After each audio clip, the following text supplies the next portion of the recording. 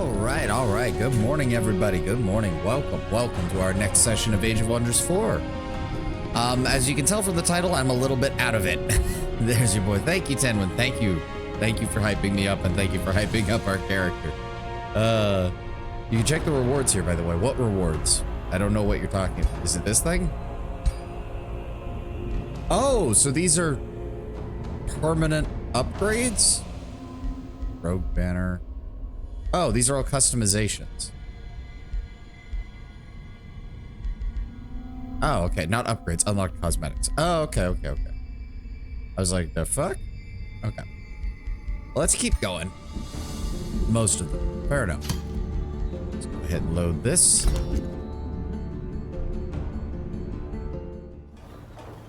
Okay, and we had just hit the end turn button, so there we go. We now have our cavalry force. It's a little light right now, but that's fine. We have, let me see here. What is it? We're waiting on our king to get healed back up. We have a scout here. Let's go ahead. Hey, more heavy armor greaves. Can only move 3 hexes in combat. Not exactly what we're looking for, but we'll take it. Start making your way over here next turn. Let me see here. We have some wyvern fledglings down here. We still have these dire penguins to deal with. Some kraken spawn. You can unlock that allows you to start with a berserker axe, for example, which allows you to enrage below 33% health, where you can get the society trait that when you conquer a city, you enslave part of the people, aka the closest friendly city gains a few pops.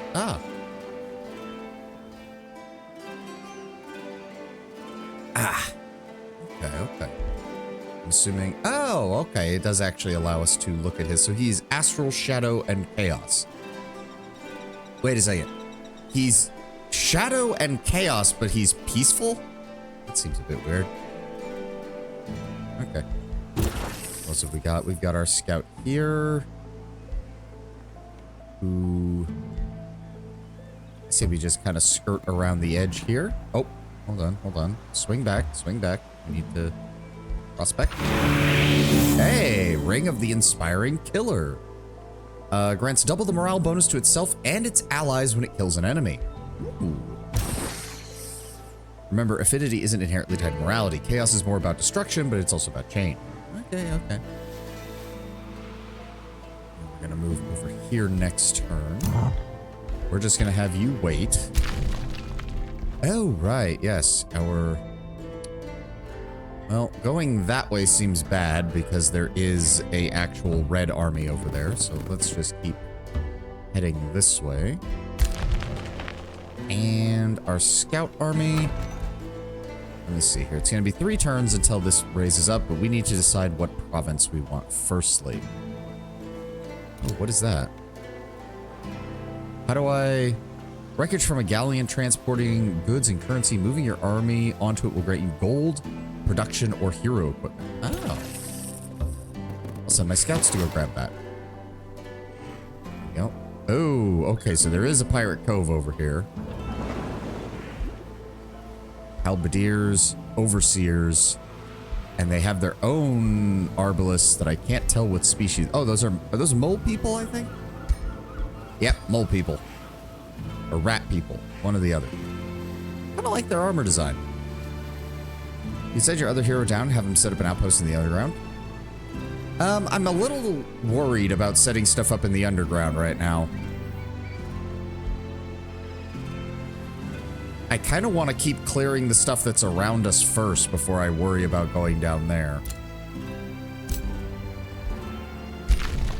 Because that goes out here. That does get us to the Shrieker's Tomb. I mean, I guess the underground is fairly defensible because it does seem like there's a lot of choke points.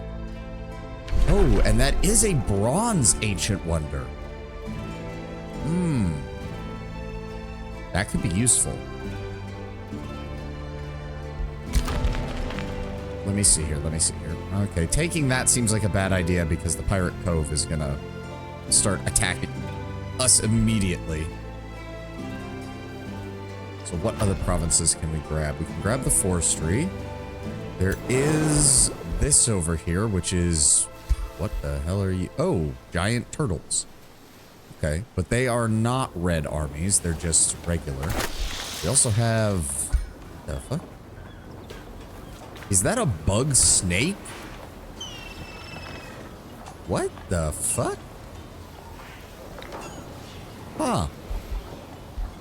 It's a bug snake. How does that make any sense? Insectoids with the Naga transformation. And Oni with the Naga transformation. Yeah.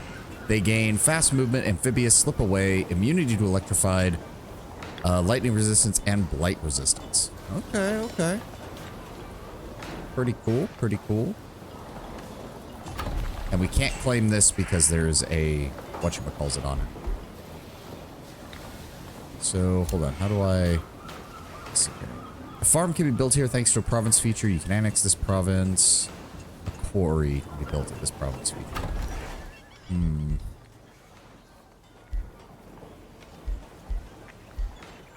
Correct population. Oh, I guess I should assign... You have opened the governor assignment menu. Yes. Here you can see all available heroes. Each forester grants 2 additional stability. More magic research wouldn't suck. They would provide. That is true.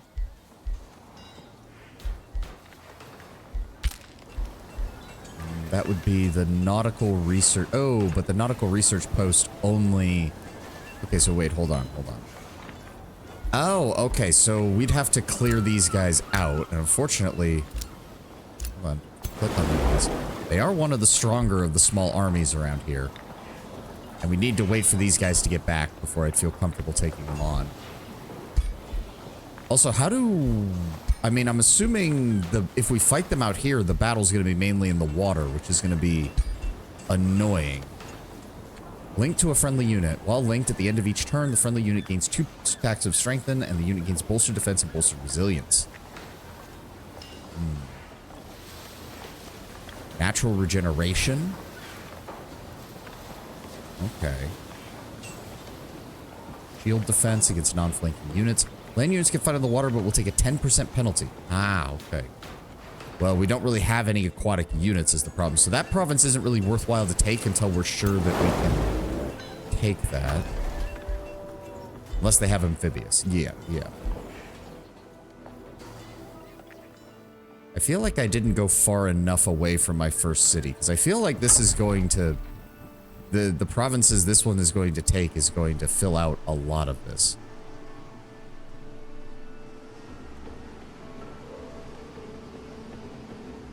Partially because we can't inhabit any of this stuff, which is really annoying. Alright, Cinderhold produced a library. We are making a decent amount of money right now. Let me see here. Arcane Institution, more knowledge research. That could be good. 70 gold, 175 production. Speeds. Yeah, let's just go with that. And do we need any... No, we're waiting for when we get the Houndmaster so we can start sending them out to our cavalry army. Right. Okay, spell's ready to cast. I guess we can summon the... Ooh, spell upkeep of... Right, it's 5 mana for each of them. I mean, we're not doing too bad on mana right now. It does remind me of Planetfall, the sci-fi spin-off of Age of Wonders. One of the species have the ability to unlock where you just straight up flatten a mountain. It's really fun. I mean, that sounds like a sci-fi ability. Just, that mountain offends me. Remove it. Boom.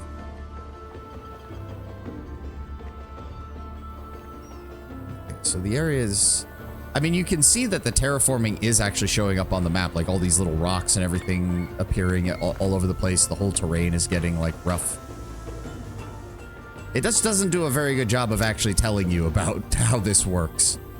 Because when you see most mountains as uninhabitable, saying, oh yeah, and see, it's a little bit annoying, because like, you'd think you'd be able to get something out of these ones at least, because they're fairly low. Like, this stuff I can kind of understand being uninhabitable. The whole thing is just the peaks of the mountains. We can also grab... Unlocks the ability to excavate earthen terrain in the underground. Okay. We did grab that. We're still working our way up.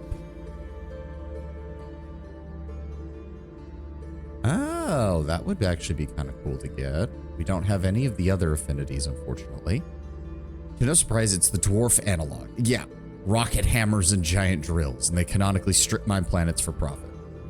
What is the next level on this? Master Masons. All city structures cost 20% less gold to build. Okay, that's something to look into.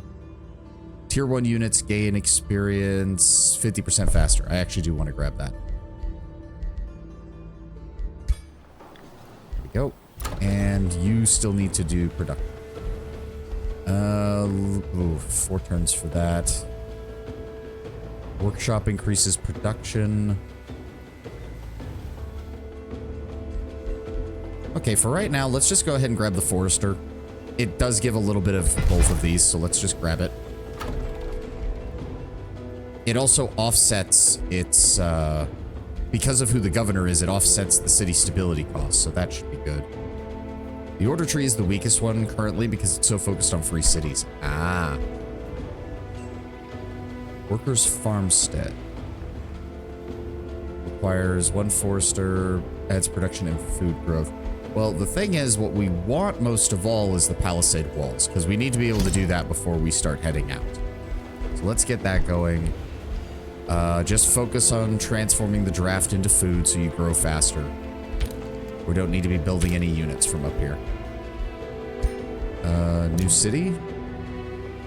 New cities finished. Be aware are not shared across cities. Yep, each city is responsible for its own growth and consumption. Right.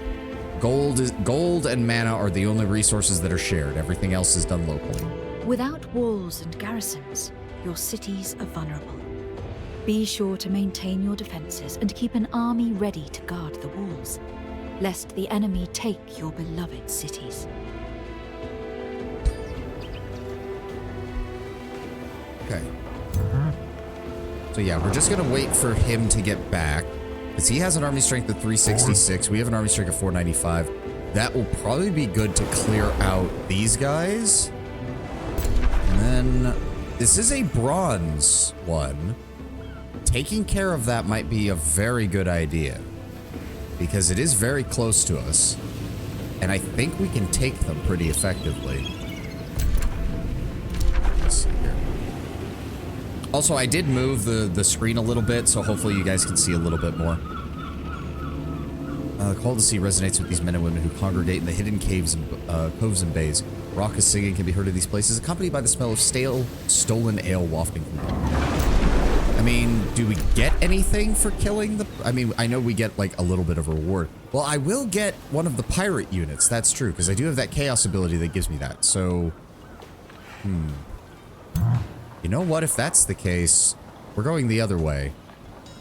We're gonna take our whole army and move toward... Oh, wait. No. Shit. I forgot he hasn't healed yet. Fuck! I keep forgetting that. Back on land. One more turn of healing and we'll be fine. You just wait right there. Good lord. Okay. And that. Whoa, no. What move path? No, I don't want you to move. What are you doing? Fine. Move here and then move back. Wait. Alright. And then you come over here.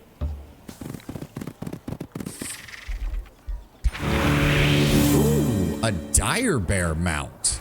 Very fast movement. Cavalry unit type overwhelm. Deals 40% damage to unit. Ooh, that. Hold on. No, my other hero. Where's my other hero? What the fuck?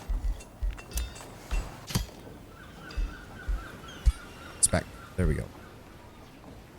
So yeah, the giant beetle. So this is just a straight upgrade to that.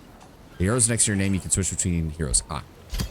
So yes, if I give him Giant Dire Bear, then he does get the Overwhelm ability, which also allows him to flank more efficiently against enemies who are in defensive stance.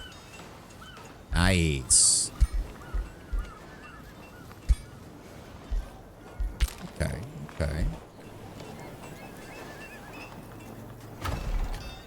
You're still working on the Arcane Institution. You'll have another health or another population point here shortly.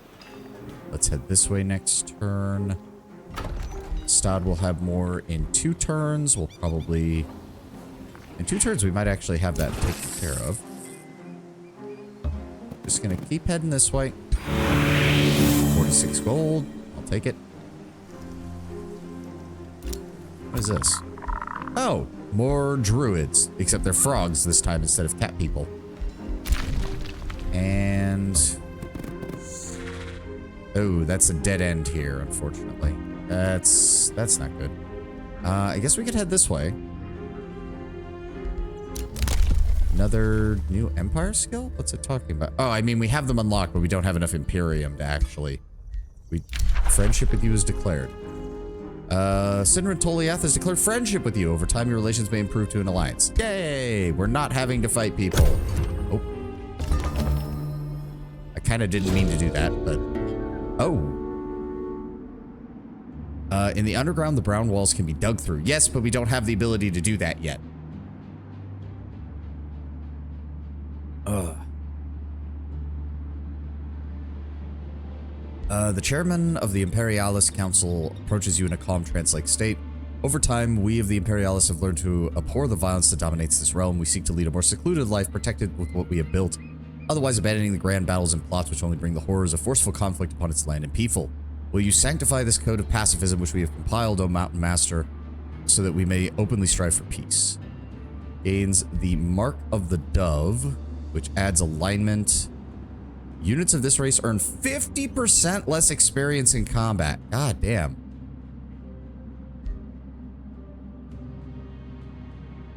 Lose 28 city stability. God damn. These can be a pain in the ass. I'm seeing that. I'll take the Imperium hit. I'll take the Imperium hit. Like, fuck. Don't mind me. Don't mind me.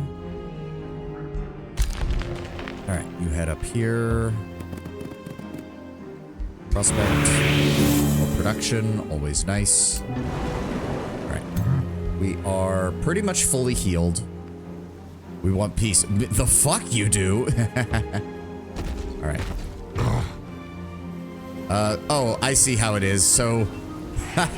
so everyone else is on a ship, but the giant is just walking through the water.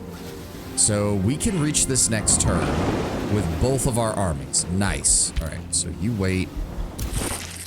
You're over here. We're gonna keep moving this way. Prospecting. Rune leggings. +1 resistance. Let's see here. What does mine do? +5, and it prevents him from getting slowed down. Let's go ahead and give you the rune leggings. Why not? And then next turn, we'll just keep moving this way. Did you see the giant tree? What? What giant tree? What? Huh? What? Next to your scout. Oh! Oh, gold ancient wonder. Counts as a forester, +5 Imperium, +15 food, +15 production. God, my brain just completely shat the bed there. Claims on this province by Kinran Toliath. Oh dear. Adds Entwined Thrall, Entwined Protector, and Entwined Scourge to the Rally of the Lieges. +2 mana, +2 knowledge per forester in the city domain. Okay.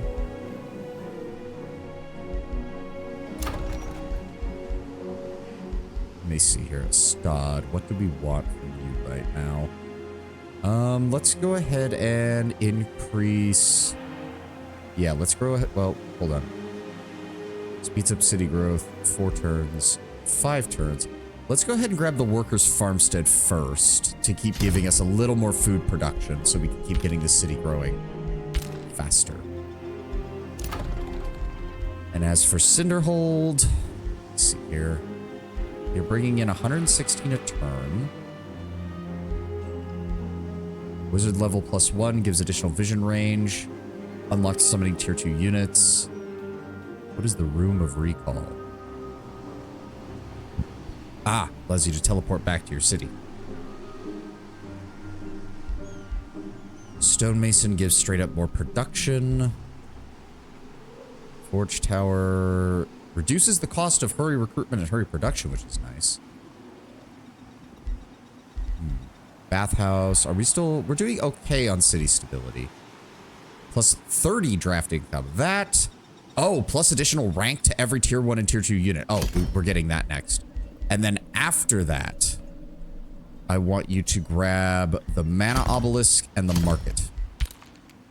The next city upgrade unlocks the Industrious tier 3 unit. Ah, okay. I don't think there's anything else I can do. Brassgate is still here. We kind of got lucky that Brassgate got spawned on what looks to be a peninsula for the most part, so they don't really have anywhere to go. Which is fine. How are we doing on them? Pact of Cooperation in 2 turns. Good.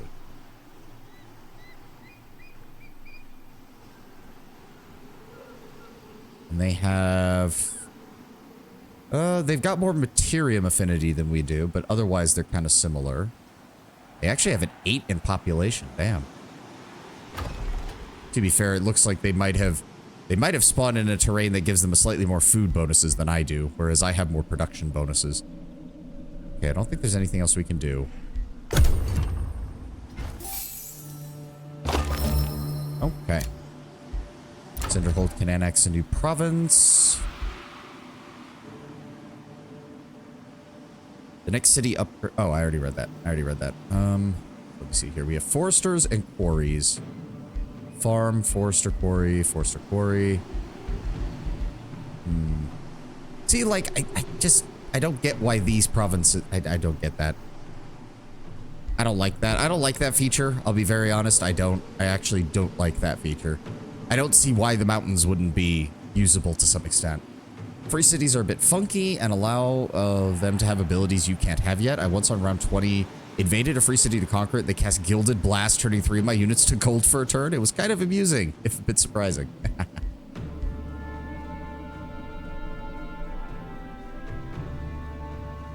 Pastures are occupied by some of these guys, which I don't want to piss them off, so...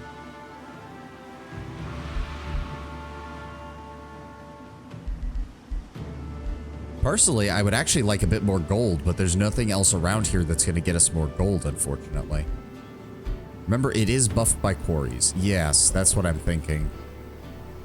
I'm thinking we have enough forestry right now. We might just go heavy on quarries and farms to really just boost out production. We'll go with this one. That gets him to 15. He's still only going to be 5 turns before the population goes up. If that's the case, after you're done with the armory, the obelisk, and the market,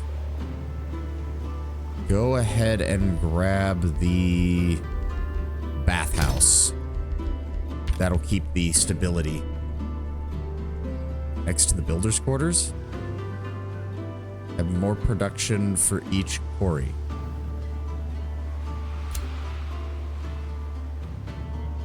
Per adjacent quarry. Oh, I just thought it was...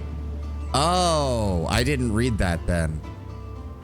Because if that's the case, I'd probably be better off of putting the builder's quarters over here where it can then link... Okay, well, oh well. Live and learn.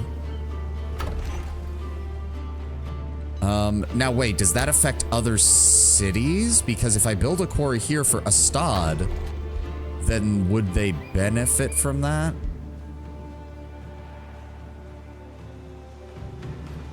Should count for other cities? Okay. Let's go with the quarry here.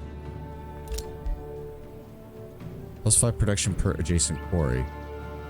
I can't tell if it's doing it or not. Either way, oh well. Moving on. I need to read those descriptions a little bit closer. Ah. Oh, Houndmaster. There we go. Range unit that can summon the Warhound to debilitate enemies. Recruitable in cities with a Town Hall 2. Nice. So if I want to go... Oh, okay. They are expensive, though.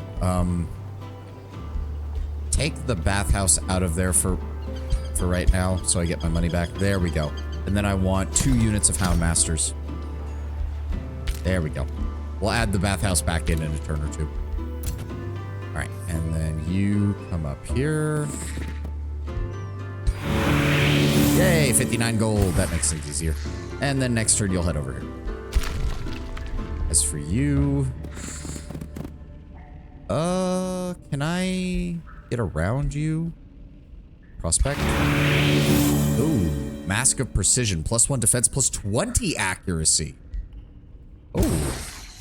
That's actually better than the one I crafted for my giant, I'm pretty sure. Let me see here. Yeah. I mean, he loses the resistance, but the +20% accuracy for his ranged attack is actually quite nice. Go. That did save, right? Yes. Okay, good. Okay, so what we want to do... You can get the hero's inventory by clicking on their portraits. Ah, okay. Good to know. Alright, let's take our cavalry army, move you up here.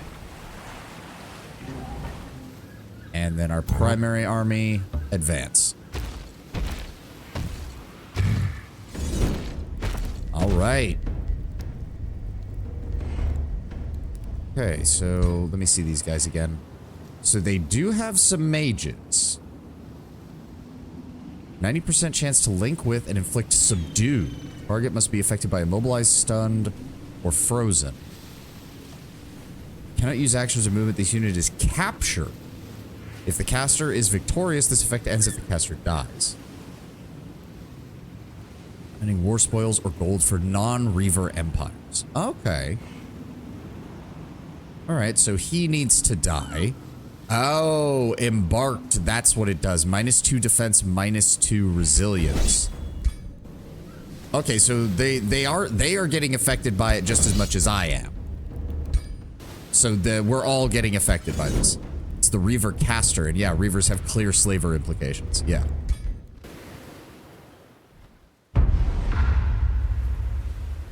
Yep, I was right. The giant literally is just walking through the water. Oh, that's glorious.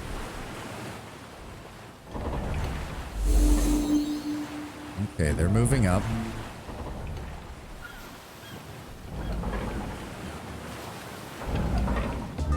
I'm kind of thinking we force them to come to us.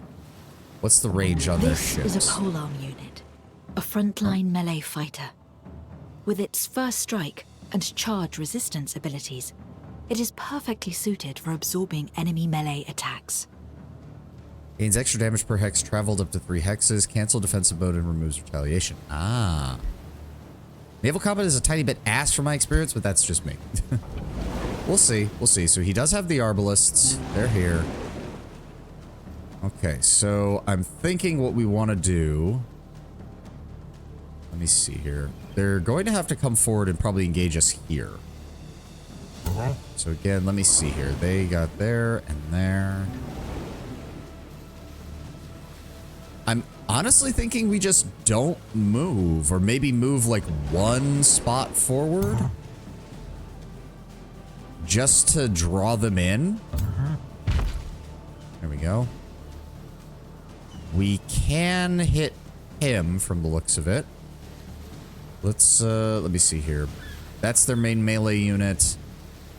That is their main ranged unit, so we should be able to hit him. I would much rather deal damage to their ranged units and keep those weak. There we go. And then I want you here. Defensive tactics.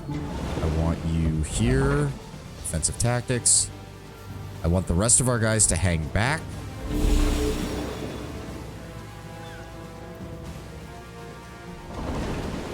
And our scouts, I want as much of a flanking ability on them as possible. The vampire spider matriarch can stay over here as well, and as for our hero, he's going to hang out over on this flank as well. Yes, they can't get to us this turn. Their archers might be able to get into range, but it'll be long range. Yes, the halberdiers are the only ones who can get close. They either have to come from my general or from my infantry. If that's the case... The spider matriarch with a pirate hat. I feel sorry for the crew members. That thing's probably just sitting on the deck and they're just all like, please don't eat us. I think we're good here. Let's go ahead and everybody defense. Oh, she can use that on water. Oh, that'll be... She can't summon. Yeah, cannot be used in a transport, but she can use the barbed webs. All right, everybody hold fast. Let them come to us. And turn. Oh, is he going to try and shoot these guys? He is, but that also means that he's left a single archer unit completely exposed over here. Aiming for my... Yep, he's aiming for my general. That's fine. Bolster resilient. Blind? Oh, that's annoying. All right, yeah, they're going after my scouts. That's fine. Let them split up. This makes our job easier. And this guy is actually... Yep, trying to engage our leader. Okay. So let me see here. We've got mages here. If I attack from this side... Hold on.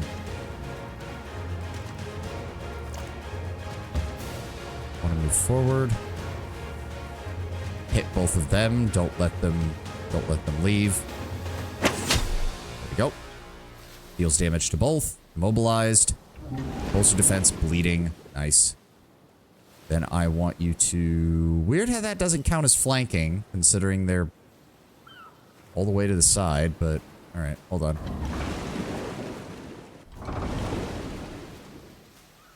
Wow, really? Why is their accuracy so balls bad? What the fuck? I don't remember it being this bad before. Alright, well... Let's see here. 22 against you. Why can we not do nearly as much damage to the other one? Oh well. Let's go after you then. Yes, this just isn't as impressive. Also, there we go. He's actually attacking. Thank you. Why is the maximum accuracy 65? I know that they're scouts, so they're not meant to be very combat, but I swear we were getting better results with them earlier. Alright, we can't do anything else with you. Let's... 25 for you. Okay, so the maximum accuracy at range is just not very high. I kind of want to send my archers after their mages to get them reduced down. The soundtrack is very epic. Yes, it's just a shame that the animations for this are very bad. Like, it's very obvious water combat was not one of their priorities. Shoot him. There we go. Good damage. Swing wide out this way. Shoot him.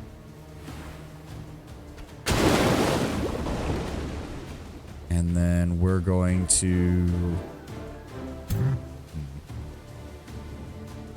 How many stacks of fervor do I have? Also, I am apparently blind. Cannot perform retaliation attacks, counters true strike. Marked, loses evasion. Bolstered defense. Okay. So if I use this, I would gain 3 stacks of strengthened and 15 temporary hit points. They have a lot of units to make animations for, not surprising that boats might have been a back foot. Yeah.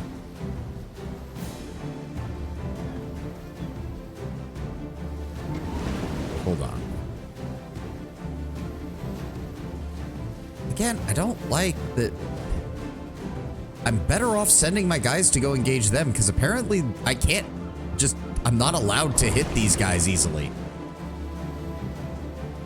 Wouldn't... So hold on. Attacking them from the rear would be better, right? Yeah, flanked. There we go.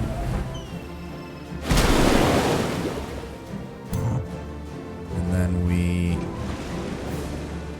have enough movement to go all the way around, or I could go for their...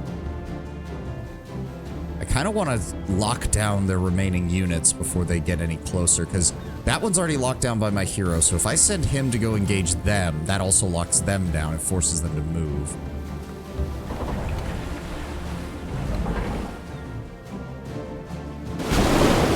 go.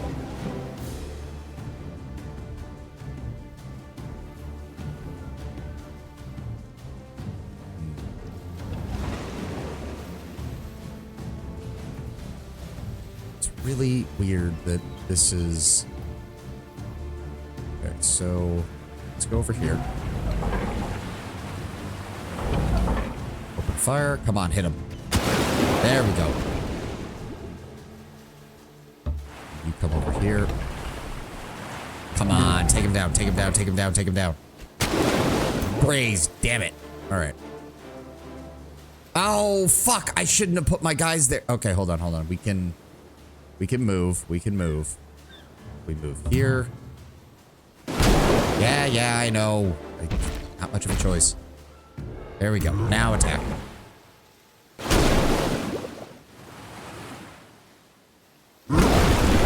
Okay, these polearm guys are becoming a right pain in my ass.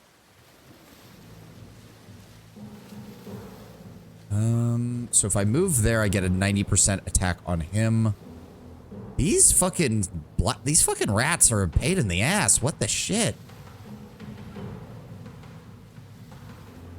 I want to attack them, but it's getting really fucking annoying. The best I get is a 65% chance against them with a ranged attack. What is causing that? I didn't mean to do that. God damn it. Well, at least it hit them.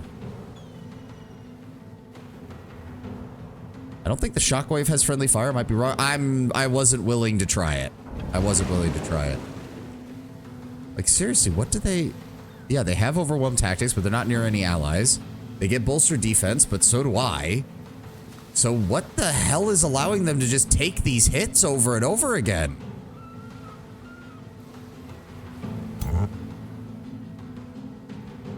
Alright, well, nothing else I can do. Spell's ready to launch. I would probably use Blaze, quite frankly. How much health does he have left? He has 35. 3 stacks of bolstered defense? Yeah, I guess so. It's getting annoying is what it is. So, he has 35 health. If we cast this on him, this will knock him down to 5. And that will pretty much negate his ability to deal damage. There we go. And enter. Yep, they have to fall back. And they're gonna open fire on my anvil guard. It's fine. Minor damage. He's going after my general again. Much less damage this time. Smack him. Ah, he tried to escape from my commander and got killed. Haha. So then we're going to deal with you. Really? What the fuck? There we go. Come on. Much better. So wait. So this would count as a flank, right? If I move him here.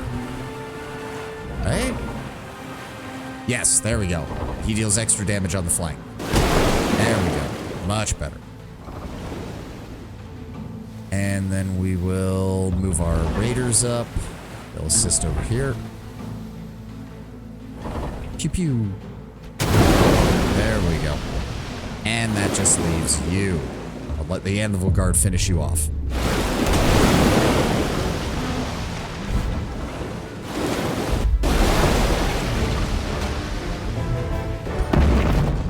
There we go.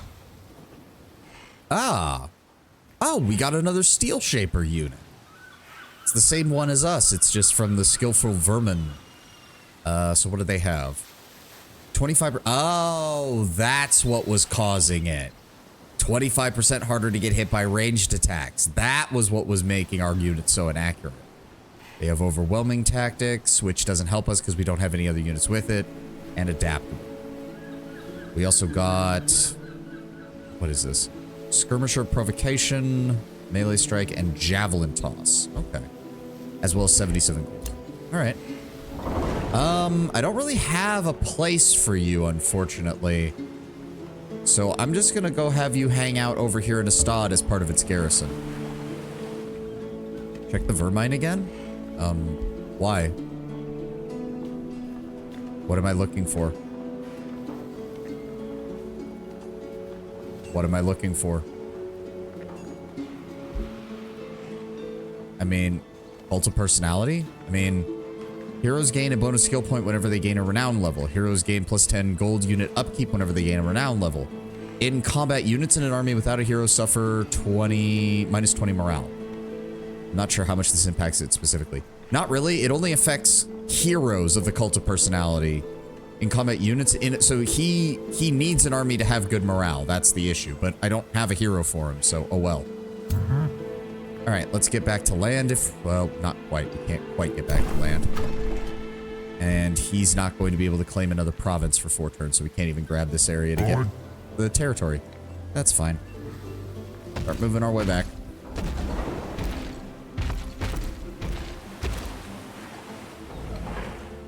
There we go. And then there's you. You can head over here. Expect. Oh, a unicorn mount. Gains phase. Caster moves to target hets and leaves 1 action point. Oh. Okay, that's actually pretty good too. All right, and then next turn you'll head over here. You have acquired enough arcane skills to choose a new tome to add to your research library. Additional tomes will expand the selection of arcane skills available to you. Okay. Selecting 2 tomes from any tier will unlock new, more powerful tomes. To unlock the higher tiers of tomes, you need to have large amounts of specific affinity. Every tome grants a collection of spells, units, and other upgrades to research. Read the summaries and pick a tome that fits your playstyle. Yeah. Just show the tome library. What do we have? Available tomes. There we go. So, we have Evocation. Nice, cheap damage spells, basically. And basic battle mage style units. Allows you to summon lesser Tome of Warding. That does give me a tier 1 magical unit. Summons a Phantasmal Warrior, a shield unit that strikes with lightning damage.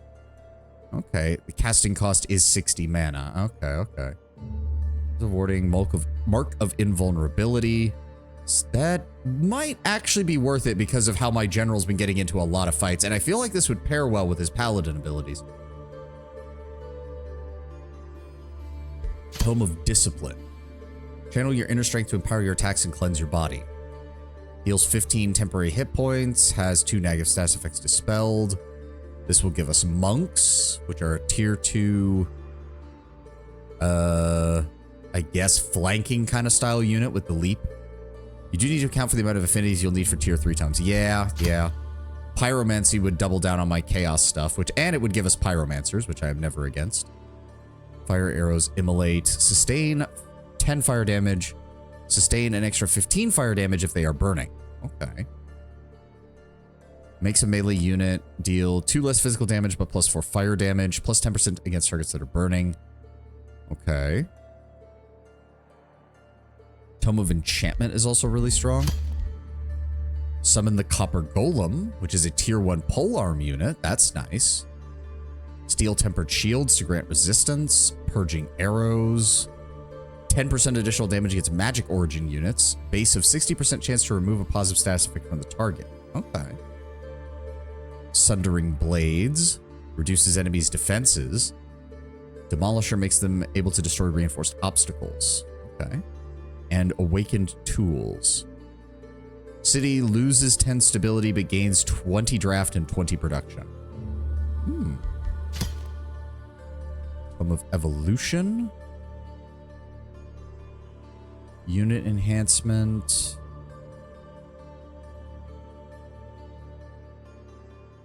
Affects any unit that evolves. Draconic Vitality. Plus 5. Ooh, minor race transformation. Target race is imbued with dragon-like vitality, granting them 5 hit point regeneration per world map turn, 3 hit points per unit rank, and 3 hit points per hero level up to level 10. Okay, that's not bad. Tome of the Rock is just straight up earth abilities. Oh, minor race transformation makes rock growths develop on the target's race, granting them +1 defense. Mountain camouflage, allowing them to hide in mountainous terrain, and mountain walk, allowing them to traverse mountain terrain faster. Which, given that we transform all of our territory into mountainous terrain, might actually be a good idea.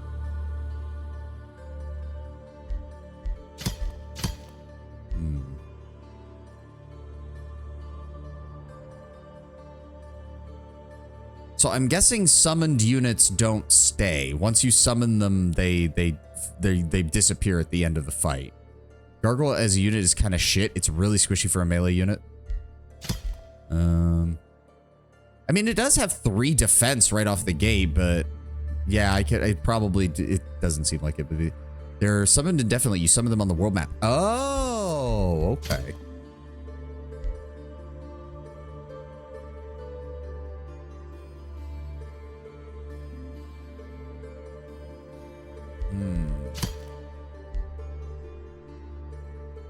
Being strengthened. Units with Evolve, which unfortunately the only unit we would have with Evolve, I think, is whatever we get from this. Yeah, that evolves into a stronger unit. But it doesn't actually say that it evolves. There's no indicator on here that it evolves. That's a bit weird. This would give us a flying unit at the very least.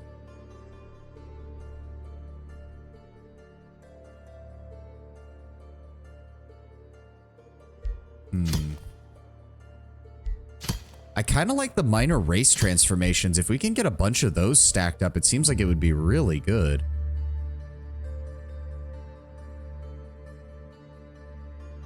The Afflictor. Ranged unit that can create miasma to debilitate enemies. Ooh. Okay.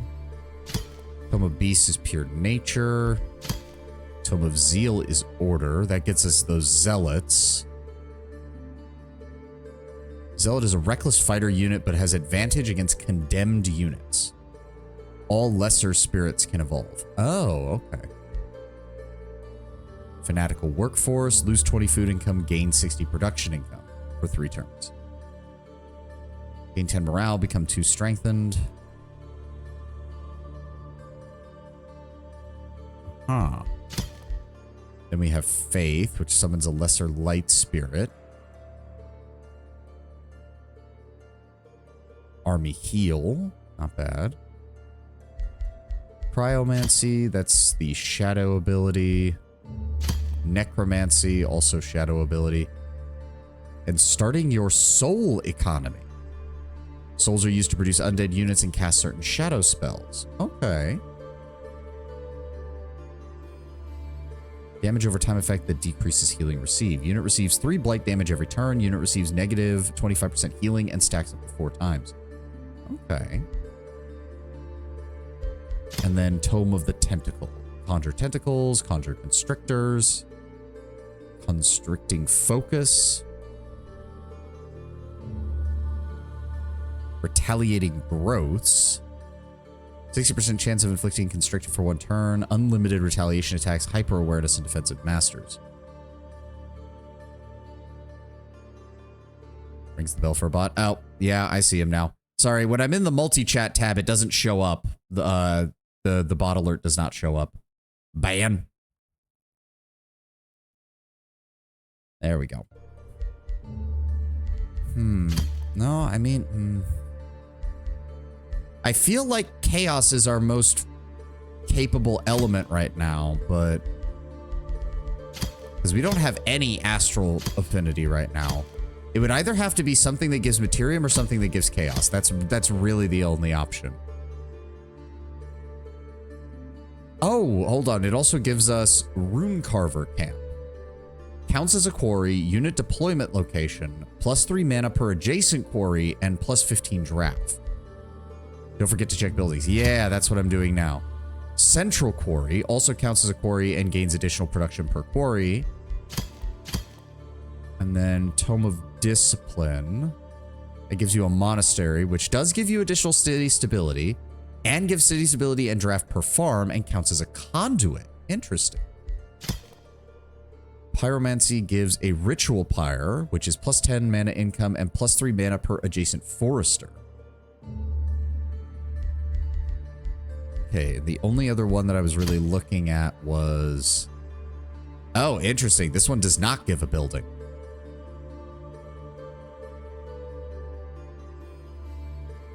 Tome of Zeal gives the Circle of Zealotry. Plus 10 draft per positive or negative level of alignment. Plus 2 city stability per adjacent province improvement. Counts as a quarry. Okay.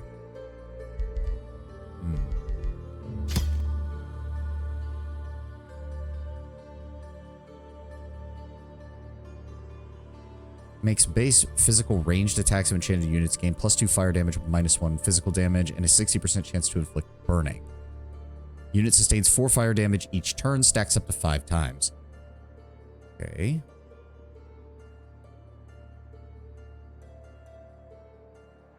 And what does Ignite do? 25 fire damage is inflicted with burning and the ground is set on fire. So the spell I have already deals equal to that for I think the same cost or cheaper as long as I have 1 unit next to the enemy. But it doesn't inflict burning is the problem.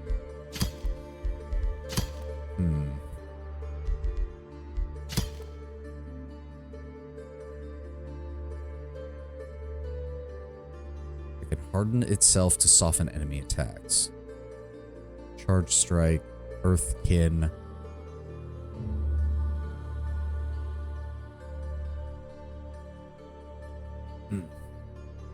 Stone Skin for 3 turns. Plus 3 defense, plus 3 resistance, minus 3 spirit resistance. That's actually really cheap. Holy shit. That would actually be amazing for frontline stuff. Hold on. Makes base, melee, and physical ranged attacks of the enchanted unit gain plus 1 physical damage and a base 60% chance of applying bleeding. Okay. I'm kind of liking the rock. I'm kind of liking Tome of Rock a little bit more. Rock Blast deals 24 physical damage. It has its defense mode castle and has its retaliation attacks removed. So that's a great opener. And it's relatively cheap again.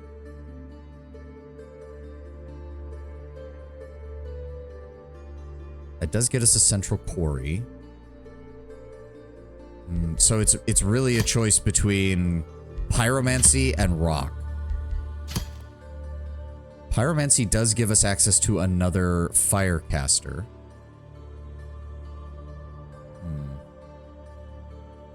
I wish there was a tome that gave me Chaos and Materium. That's the only thing I feel like I'm missing, because I would probably pick that. There's Chaos in Nature. And there's... Where was the other one? There's Pure Chaos.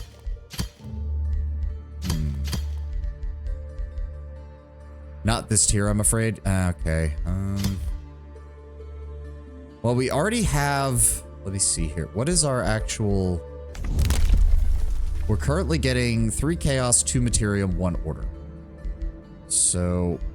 Let me close that. Oh, no. Where did it... Oh, God. No. Wait, what? Okay, yeah. Mark all is seen. I don't care. There we go. Go Tome Library. Like, let me see. What is Chaos? We already have Tome of the Horde. We have the Tome of Revelry, the Tome of Mayhem, the Tome of Pandemonium, Tome of Evolution, Tome of Dragons. Oh. Turn target race into Draconians, which grants them the Dragon unit type and natural regeneration. This is a major race transformation. Tome of the Cleansing Flame. Oh, this is Chaos and Order. Interesting. Ignore income and stability penalties while under siege. At the start of the combat in the city's domain, enemy units suffer condemned. Tome of Revelry does give a fun minor transformation that gives your units hooves. It basically turns them into satyrs, I'm assuming. Overwhelms the target race with an intense fervor, gains plus 50% morale from all sources. Units in the friendly army gain plus 30% experience from combat for 3 turns. Okay.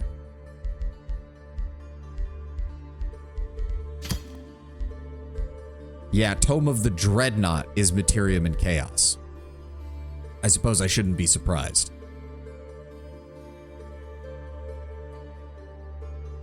Unit enhancement, which grants a construct unit overcharged. Chaos Lord is call forth the Avatar of Chaos. That's tier 5. I guess the question is, do we go heavily on... The tome system is one of the best. Oh, no. This is definitely... This is already... I can already see why. Living Shadows, plus 10% evasion. When attacked from within 2 hexes, the attacker has a 60% chance of becoming blind. Tome of the Winds. Why do we not have access to the... Oh, it's a tier 2, I suppose.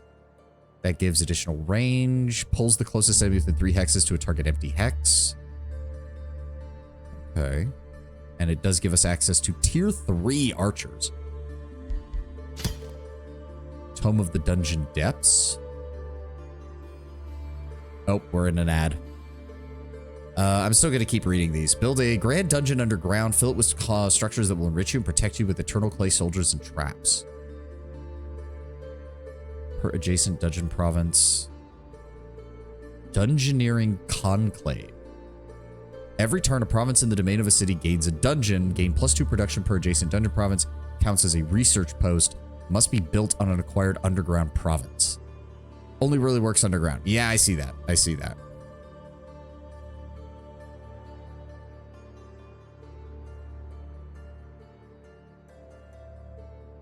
The Guild of Dungeoneering. Then we have artificing, artisanal fortifications, artisanal armaments, construct bolt repeaters, siege magic, iron golem, Tome of the Construct.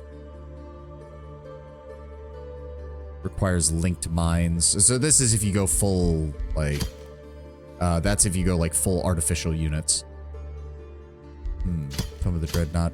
Tome of Transmutation. Oh.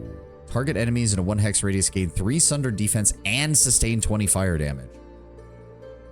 Once per turn, whenever enchanted units are hit with non-physical damage, they gain bolstered resistance. Status protection. Steel Skin. Gives +2 defense, +2 blight resistance, and -2 lightning resistance to the entire race.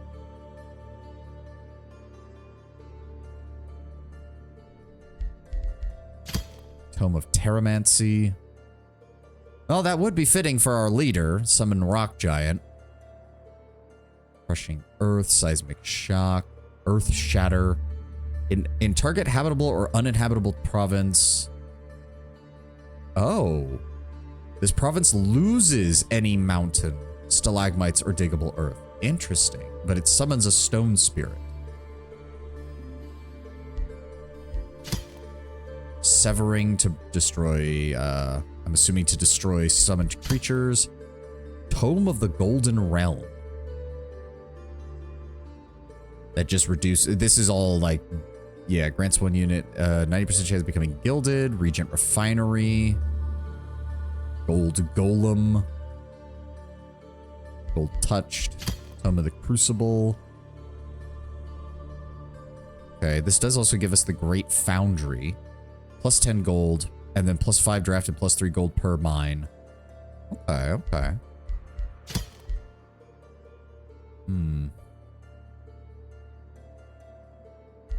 I think we're gonna go down the Materium affinity then, from what I'm seeing of this. Yeah, call the Titan of the Earth. All adjacent enemies lose their defense mode and retaliation attacks. Oof, cannot be used in water battles. Understandable. But yeah, now it's just a question of... Let me see here. So that's a permanent city buff, right? Because I'm not seeing a time limit on that. It's just your city loses 10 stability, but it gains a permanent +20 production, +20 draft.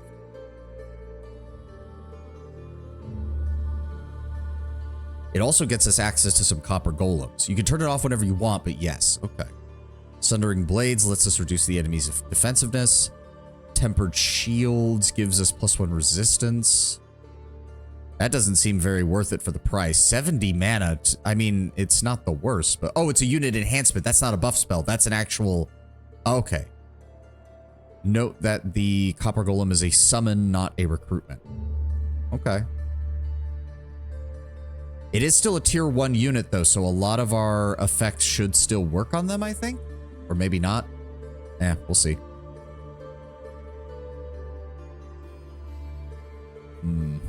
The main thing I like is the Awakened Tools. As long as we can keep city stability high, we can get a lot out of this. But Tome of Rock gives us the ability to give +1 defense to our entire race and to move through mountains faster. And Stone Skin is a really cheap, really good defensive spell. I actually think we're going to go Tome of the Rock. Still gets us Materium Affinity, still gets us Central Quarry.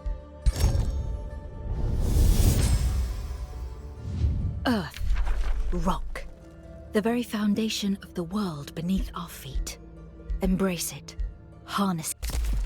And we're going to go right for Earthkin. Has anyone met... I'm sure there's like a challenge run to like acquire all of the minor race transformations, because that sounds like it'd be kind of hilarious. Just stack all the buffs. All right, we can't do anything else there. We can't do anything else there. We selected a new tome. Yep. Okay. I don't think there's anything else we can do this turn. You can, but man, that would be a long run. Yeah, and we're not doing it this time, obviously. Okay, you're still building those Houndmasters. We'll get those set up here. Where do we want to do next is the question. We've got a Forbidden Shrine here. We've got a Pilgrim's Passage here. We've got more of these guys. I kind of want to clear them out so we can keep making... We can keep getting more experience for our armies, but I don't like that they're... I don't like that they're just out there in the water, unfortunately. But the only way this city's going to do any good is if we get these cleared out so that we can take control of them. So we got 2 entrances to the underworld. Over here, we got 1 on the other side of this mountain. Don't know where all this lava is coming from. What is that? Oh, that's the conduit. Right. And he's still just sitting there on that province that he hasn't even claimed yet. Yeah, pastures occupied. Claims on this province by Thurifar and Brasket. Why is this? Yes, I saw this. We did that. Go away. Stop showing up. Right. Still don't know who the last group is. Still have not done that. Negotiation succeeded. The free city opens its borders. There we go. Magical materials can be traded.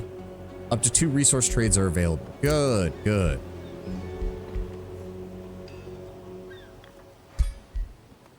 So we can trade 15 draft for 6 gold. +1 relationship. That'll cost us 10 gold per turn. Or 38 mana per turn to get knowledge. Ow, that's fucking expensive. All right, let's just keep building up our... We'll get the Pact of Loyalty in 7 turns. It's not even going to take that long. I think we can get these guys folded in pretty quickly if we keep moving as we are. Okay. All right. Yeah, we need to move into the city. Let's move into the city and get healed up. It's only going to take like 2 turns. That's fine. Over here. Go, end your turn. End your turn. You... Where is it? Guard mode. There we go. You're going to keep prospecting. Yeah. 62 production. Thank you. And you're going to keep prospecting. Oh, there's even more. 4 gold. Good. Let me see here. Oh, no. I need to... You're going to head this way next turn. Patience for Pragmatism. Invading a free city is an evil act, but you can get the city in like 3 to 4 turns instead of 20. I know, but I'm also not in any hurry for that. Let me just move around you, please. Okay, there's some underground water. Interesting. We'll need to see if we can get around this haunted graveyard that's kind of blocking our way over here. And a stud has finished its production. True, but in a custom game, can be in a hurry so nobody else claims them. Yeah. True. We don't need anything from his units. Let's just keep focusing on getting the city up and running. Food. Give us more food production. It's going to take a while to get there, but the Grand Mill's still our best bet. Cinderhold will have another province in 6 turns. Stad will have another province in 3 turns. Okay. And we are waiting for those Houndmasters to get built. I don't think they'll be built by the time we're healed up, so they're not going to participate in this fight, but getting a hold of those pearls... Because I just feel like our income is not nearly high enough. Units seem to have fairly... not super high, but decently high income, or upkeep, so it does feel like you really need to push it as far as getting your gold economy up high enough. And I am noticing gold is a lot harder to come by in these provinces compared to the other resources. Okay. Alright, he is... I know you guys can't see it, but he's almost fully healed. We'll take one more turn to heal with him. Our cavalry force is ready. You can just keep exploring. Go ahead and grab me that. Hey, a death beetle. Pestilent escape. Adjacent enemy units sustain damage, then this unit moves to a target hex and enters defensive mode. Might be better for a ranged hero. Both of our only other hero that can use a mount is melee, so that's not exactly very fitting for him. Alright, head this way, please. And we do have a new skill. We can unlock the ability for units to excavate earth and terrain. We can grab the ability to build roads. Most terrain costs 6 to 8 movement points, while roads cost 5. Road building will be enabled in the army panel. Roads are built along hexes along which the army moves and cost 3 gold per hex. That seems like it would be useful. City structures cost 20% less gold to build, though. We're going to grab Master Masons now, and then we're going to grab road building next. Once we get back up to 125 Imperium. And then I'll just build another scout and have him start building roads wherever I need them. It's hard to tell... How do I tell when a place already has a road? Aside from, like, when it's obviously shown. Okay, there we go. Yeah, it does actually say road there. So wait, do you get some roads for free when you build provinces? Because that seems to be the case. And there was a road that was leading up this way when we started. Yeah, I see them now. I see them. So yes, you do automatically get roads in your provinces. So wait, if you already have roads in your provinces, then what's the point of being able to build roads?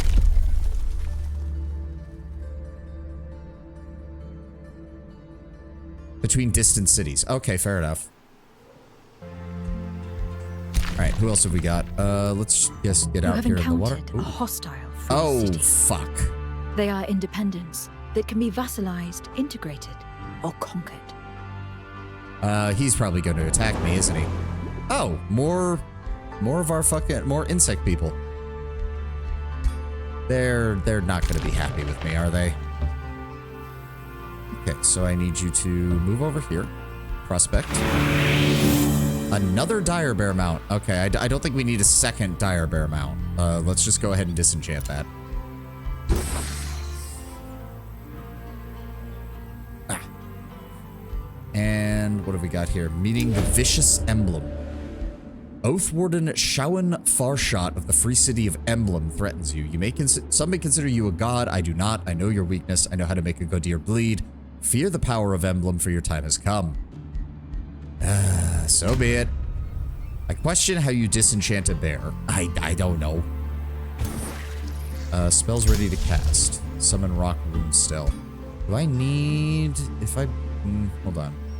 So it is situated right here.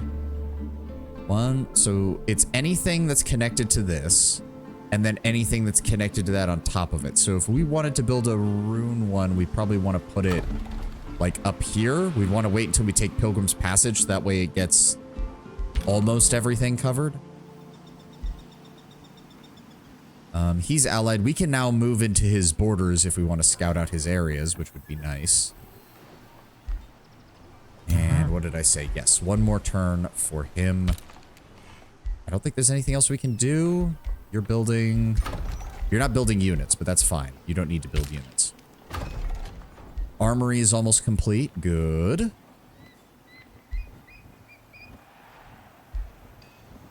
I do need to get that draft income. Higher. All right. Enter. There we go. Cinderhold has produced its first Houndmaster. Let's go ahead and let me take a look at you. Tier 2 soldier. Okay, so he doesn't benefit from some of our tier 1 upgrades. But that's fine. He does still get increased number of units in formation plus 20% damage. At the start of battle, summon a Warhound that inflicts marked and sundered defense with its attack. Does not work in water combat. Fair enough. But that does essentially mean that an army of Houndmasters with a hero can double the size of their force, which is pretty good.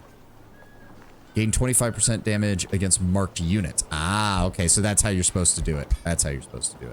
All right, well, you can start... Wait, you can get there in a single turn? Because of our roads? Hot damn. Okay, cavalry move fast. Holy shit. That used his entire turn, so we have to delay attacking them by 1 turn, but I'm fine with that. That gives us a... Okay, so I need to replace all of the... I thought the Pioneers would at least be okay, but the Houndmasters are straight up just going to be insanely more competent than them. Hot damn. Oh, he's actually built an outpost. Oh, he's built an outpost where I need to go. Oh, that's right. I need to... Okay, hold on. Change of plans. We'll deal with him later. I need to go deal with that quest battle before I lose access to the area because my friend here is starting to expand. Can I talk to you? Wait, why are relations going down? Why does it look like they were going... Yeah, cautious. War justification, none. Negotiate. Negotiations are mutually beneficial agreements Treaties. with fellow rulers. Open borders requires an empire relations of above 50. To strengthen the bond between your empires. You can trade assets to make a profit, or you can send gifts to improve relations. Why are our relations so shit? Okay, the just met penalty is going to go away. Passive modifiers. Threat level wary, empire with a larger domain, clashing affinities. Oh god, we're just not going to have any chance in hell of talking to this guy. Like, we're not going to have... So I just need to get over there. And deal with it and then leave. Okay, we're going to deal with that then. Yeah, we're just going to have to get moving. My guy has lower speed, so he's going to set off first. My cavalry force will be able to catch up, so we just need to get moving. I want to get the quest done, and then, because I don't want to fail it. All right, nothing else we can do there. A friendship with you was ended. Oh, why? Huh? Did he do that, or did I do that? I don't think I did that. A declaration of friendship. Yeah. When two rulers declare friendship for one another, each act of diplomatic treaty they have increases the maximum relation. Maintaining a declaration clause. Okay, well, let's see if we can get this done without having to tie ourselves diplomatically to this guy. He seems like a bit of an ass. Okay. We've got that. We've got that. Let's head over here. 43 gold. Thank you. You can head down here. Oh, that's one of his armies. Let's see, a Soother and an Arcanist. There's also a powerful Marauder army over here. A lot of marauders over here, actually. All right, prospect. Leather armor. Grants +1 defense. What do I have right now? I have +1 resistance and status resistance, which is good because my defense is actually solid on him. I will go ahead and give you the leather armor. That makes you even hardier. To be fair, due to being the tutorial mission, he's on the easiest difficulty for an AI. I know. It looks like he also has a city set up all the way over here, so that's a bit weird that he set up his first city all the way over here, but then he set up a new outpost very close to his initial settlement. Also, does he seriously only have 5 people in that city? What have you been building, my dude? Like, I know the AI is not going to be very smart, but still. All right, let's, oh, there's Emblem. Okay, so we want to stay away from him. Don't mind me. Don't mind me. And yet at the same time, I kind of want to grab that stuff. We need to find a different place to put down anchor. Maybe over this way. All right, Cinderhold is working on the minor mana obelisk. That'll get us our mana income a bit higher. Good. Then the market. And then I want to... Ooh. Requires a research outpost. Only 1 guild allowed per city. Oh, okay. Normally the AI cheats like crazy. Okay, we do have the central quarry that we can build. Let me see here. Whoa, requires 4 foresters to build a smith's guild. But it gives a starting rank to every tier 1, 2, and 3 unit. Oh, that's good. We are only at a 15 here. I would appreciate the bathhouse after this. Grants the bathhouse EXP bonus to every unit produced in this city. Okay. Yeah, we'll go with that next. So you're going to be good for the next couple of turns on that. The Houndmaster will be ready in 2 turns. The whole auto battle function, the game actually fully simulates the battle between your units. It doesn't just auto-define by your estimated chance of victory. However, that comes with a problem. The AI is kind of incompetent with most unit types, meaning that sometimes the auto battler will just fuck things up. I mean, that's kind of the case of every auto battler ever made by any strategy game. There's really no way around it. So we have unlocked some higher tiers here. Gain additional Whispering Stone. Each city in your empire loses 1 population, but immediately summons 3 tier 1 units. Increase city cap by 1. And we're making our way to Mines grant 5 mana. That's not bad either. We can also gain 3 gold per unit tier of the units killed in combat. I would like to grab that. I've got to find a way to get my Imperium a bit higher. Because plus 45 a turn I thought was a lot, and it's really not. Alright, you're still working on the Grand Mill. You can't move yet. Upgrade your Wizard Tower. Okay, fair enough.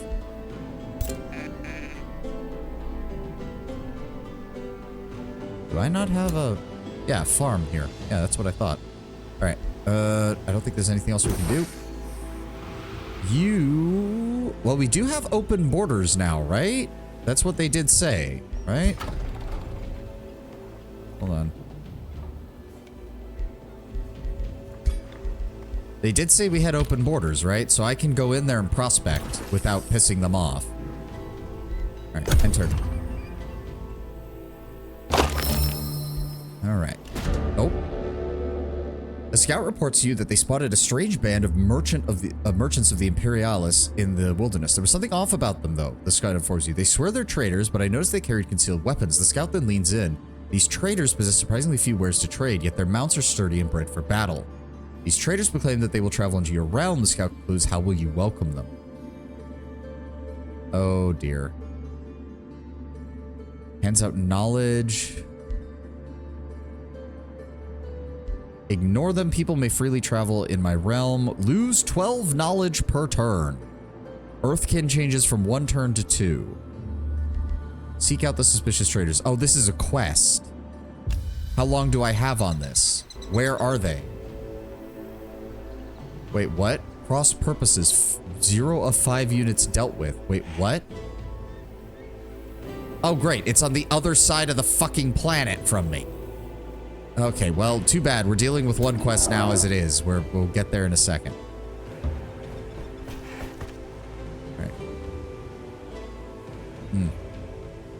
All right. 15 turns. I think we can do that then. We should be fine. How many turns is it going to take? It's going to take me 3 turns to get over here. God damn. And then you will also take 3 turns to get there. Fuck. All right. Well, this just popped up though, so we're going to prospect this. There we go. 79 production. Never a bad thing. We'll go down here to theirs next turn.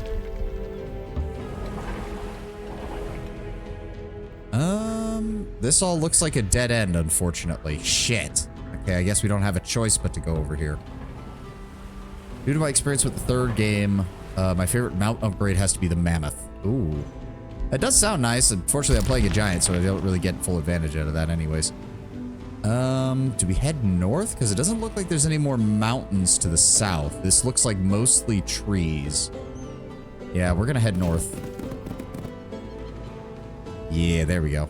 You'll get there next turn. Mana Obelisk is done. Good. That gets us a nice solid mana income. Once the market is done and the bathhouse is done, where is...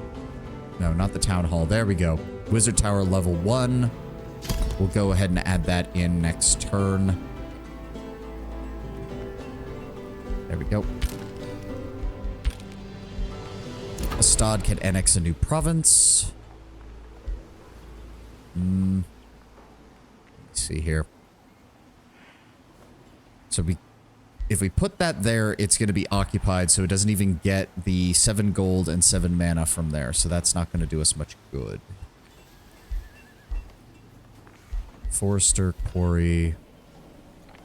Build a Dredger Quarry, which gives a +5, or build a Fish Farm, which gives a +5.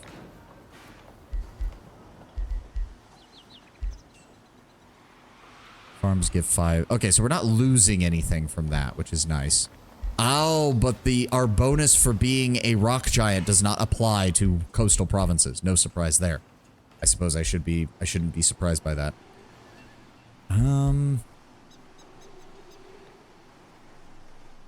Forester's still not bad because it adds both of them pretty decently. So hold on, let me see. We can either get 8 production from a quarry, 2 food and 6 production from a forester, or 5 food and 3 production from a farm. I mean, I think the farm or the forester is still probably better because it still gets us both of the other resources. Let's go with the farm. We're working on the Grand Mill. There we go. Yep, 3 turns. You head there. You head there. There we go. And hopefully he doesn't grab these provinces in between his 2 borders when we get there. I really hope he doesn't. Otherwise, we'll have to go around. And that'll take, like, an additional 2 turns. Ah, fuck me. Alright. Nobody else needs to do anything. Earthkin will be done next turn. Enter.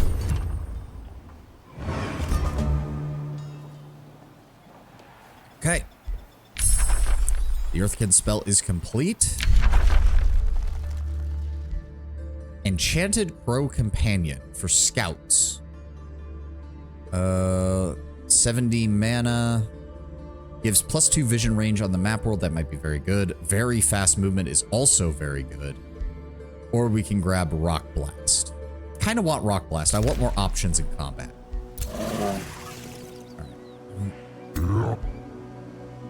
Alright, we're gonna move here. Don't mind me, sir. I'm not getting involved with your shit. Give your units Earthkin now. I'm working on it. I'm working on it. No, no, no, no, no. Don't go underground. You're just standing there. That's all you're doing. Where do I cast it? Right, there we go. Earthkin, 150 mana.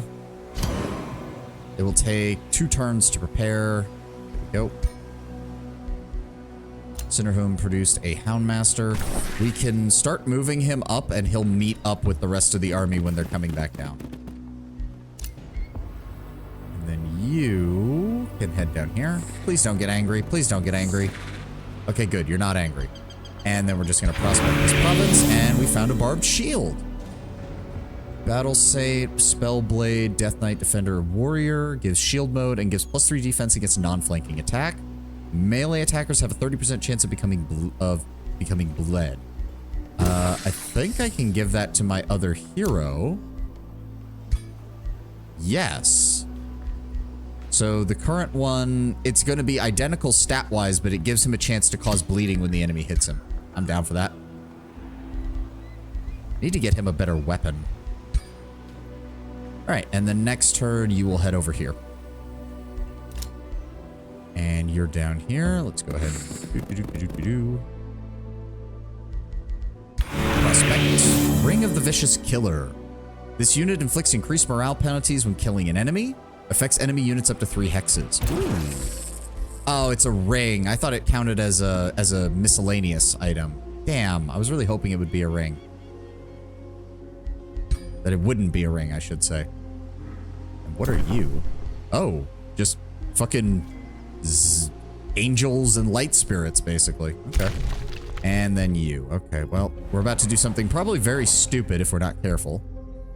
Your army has disembarked. This is not technically their territory, which means we might be able to find some interesting items here. Hopefully. Prospecting. There we go. Some more gold.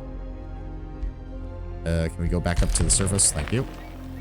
I can also now see what else they've got. So their entire army is pretty much copper golems. They are focusing exclusively on producing golems to protect their people.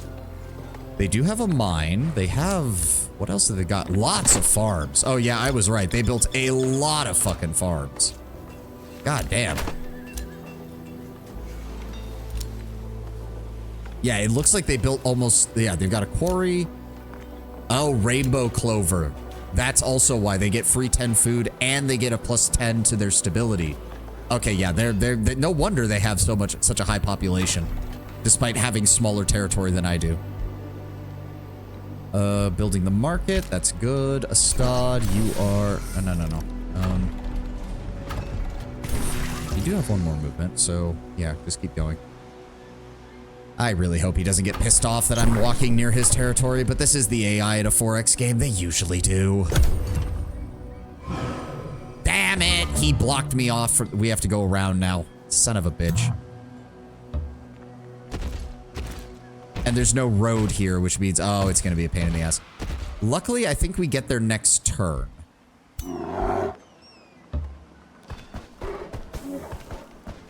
Ooh, we're getting like creepy forest stuff over here. I mean, I should have known he was going to, because of course, why wouldn't he attach his borders? Although, it seems a bit weird that you're extending your province gain all the way out to where your new settlement has been established. That seems very counterintuitive, but... Let's head over here. Prospect. The Evoker Robes. Magic attacks deal an additional 20% damage. I don't really have a mage, but hey, I'll take it.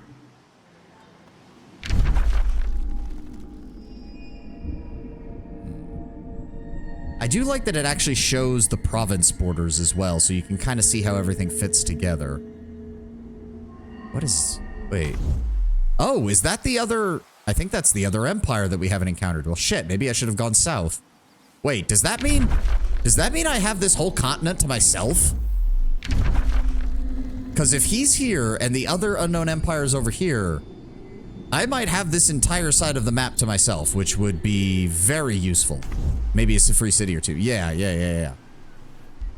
All right, who else needs orders? You need to come over here. There you go. And then next turn, avoid the dragon fledglings and keep moving. You just keep moving, yeah.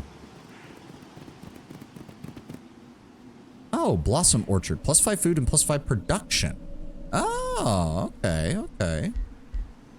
And lastly, my poor scout down here in the Underdark, who is probably going to get killed at some point if we're not careful. I'm just gonna say it. Okay. I'm thinking next turn we just kind of zip across his border and start heading north and pray that there's something out here to find. He has a resonance field. He has a mana node. Another conduit. He's got a quarry. Yeah. Okay, so they are astral chaos order materium. So they heavily focus on magic. Heavily focus on magic. Cinderhold has produced the market, which... Those Houndmasters are expensive. God damn. I've got to find more ways of making money. Found a nice meme on the world jerking... What? Oh, credit for memes about world building. Ah, slapping the keyboard of the... To name an Eldritch Abomination versus the noun. I'll take a look at it when I can, Tenwin. Alright, I think we're good. I think we're good. And turn. Oh, yeah, there we go. We have confirmation.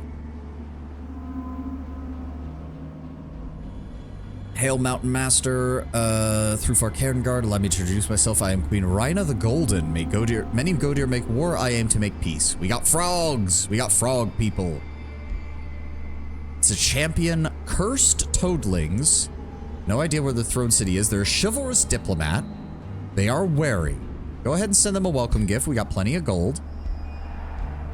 Pronouncements. We could make a declaration of friendship. But I'm not quite sure about that yet. I'm not quite sure about that yet. So yes, this must be the other... So surprisingly, they're actually really close together. So I think it's a very good thing that we chose to put a city on this choke point here then. Because if they started pushing down this way... I would have very quickly have had them been way too close to my capital city for comfort. Alright, we have elves and frogs. We also have the Fiery Wake boots.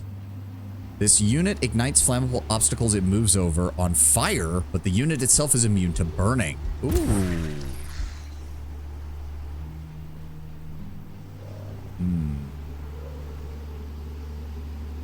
We haven't really found any slowing terrain, so I kind of want to switch that in. That'll give him a higher defense and give him the ability to set things on fire.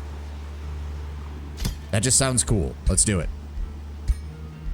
And then I can take the other boots and give them to him. Oh, nope, they're not accessible right yet. That's fine. Okay, Stad can annex another province. Got these three. That connects our two territories, which is good. Let's just go ahead and grab the remaining ground province over here with the Forester. And then, ooh, Estate Hall.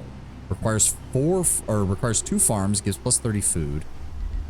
Now, you can't move population, I don't think. So, I have a feeling that building out a shit ton of food doesn't become as useful later. In fact, let's go with the shrine gives us mana, the library gives us knowledge. We need more knowledge. Let's go with that. And Earthkin is ready. This will give everyone a +1 to defense, mountain camouflage, which will allow us to hide on mountainous terrain, and mountain walk, which allows them to traverse mountain terrain faster. And now they literally have rocks just growing out of their bodies on their armor. Does not have endless space mechanics for pop, sadly. To be fair, as we found out towards the end of the game, Tenwin, Endless 2's population system can be very easily broken over its back once you have a high enough food production planet. So maybe that's for the best. I was literally exporting billions of my citizens from a single planet to my colonies. Like, that was how the end of that game worked. What is that? You're building an outpost there? How? And what? Look how far away that is. I also don't like how close that is. I really don't like how close it is. How is he building it in a single turn? That wasn't there before. Okay, we need to deal with this then. We need to deal with this. Oh man.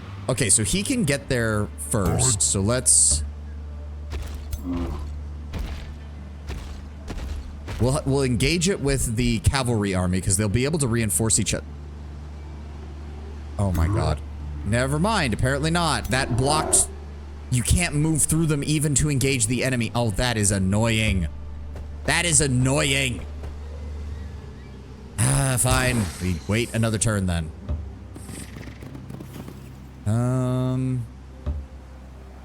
That is... Oh, that is Butcher Ogres and Vampire Spider Hatchlings. Okay. I'm not seeing much else out here, though. There's definitely something out here, though. Oh, and that's the edge of the map. Although it is mountainous, so we might be able to prospect it still. Well, I guess you'll be able to almost catch up. Because, goddamn. Okay, see, that's his territory. So if I prospect that, not only am I trespassing, but I'm going to be stuck there for a turn. So let's just run. When you are inside of the domain belonging to your enemy. Nope, we're not pillaging, and it's a dead end. Son of a bitch.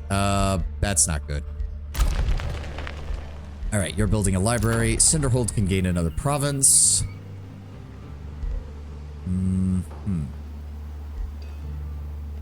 So hold on. The mob camp. The mob camp.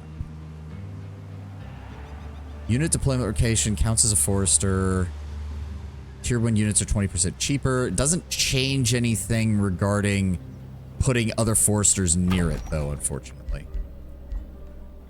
So the farm still gives us 5 and 3. The forester still gives us 2 and 6. The quarry gives us 13.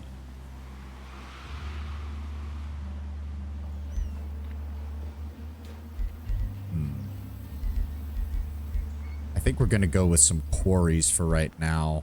Yes, let's go ahead and build that out there. New Empire Development skill. Mines grant plus 5 mana. We can also grab Whispering Stone. Last Stand. City cap by 1. Building roads. Unlocks the ability for units to excavate earth and terrain underground. We might grab that. Plus 3 gold per unit tier of units killed in combat. Actually, I do want that. I want more gold. You could pick up the upgrade dig. I think I'll grab that next. I'll grab that next.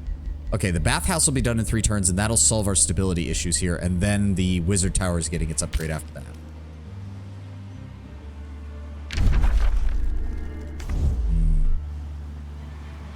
Blossom Orchard.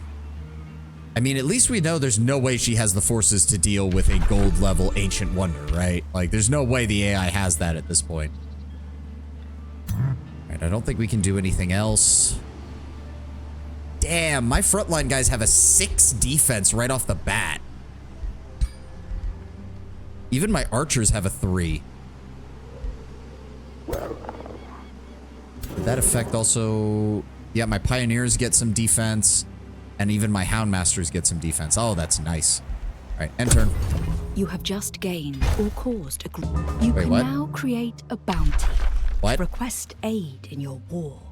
Rhina the Golden has Bounties are captured one of your quests claimed created by provinces. rulers Because of your and claims, you offered have a to other grievance rulers against in Rhina the exchange Golden. for a reward. Right, because she's close enough. I mean, she probably just pissed off me and the Elven dude because she just got in the way of both of our city's expansions. Hey, Elven dude, you want to have some frog legs for dinner? Okay, we now have.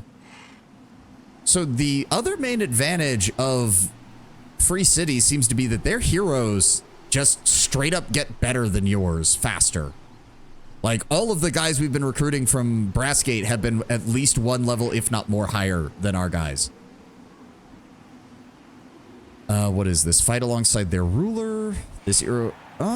That is a ranger. We could make a... So we have... If I change out my... If I change out my God King's army so that it's all melee, and then he also travels with a cavalry and a ranged army, that pretty much gives us full coverage.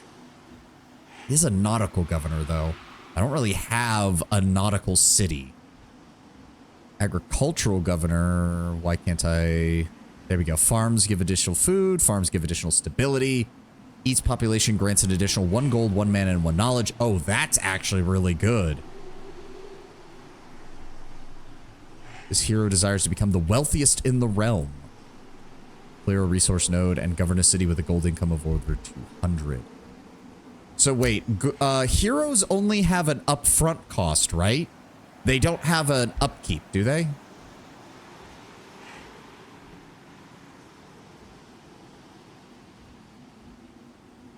Because if it's just an upfront cost, I don't see the problem in buying one then.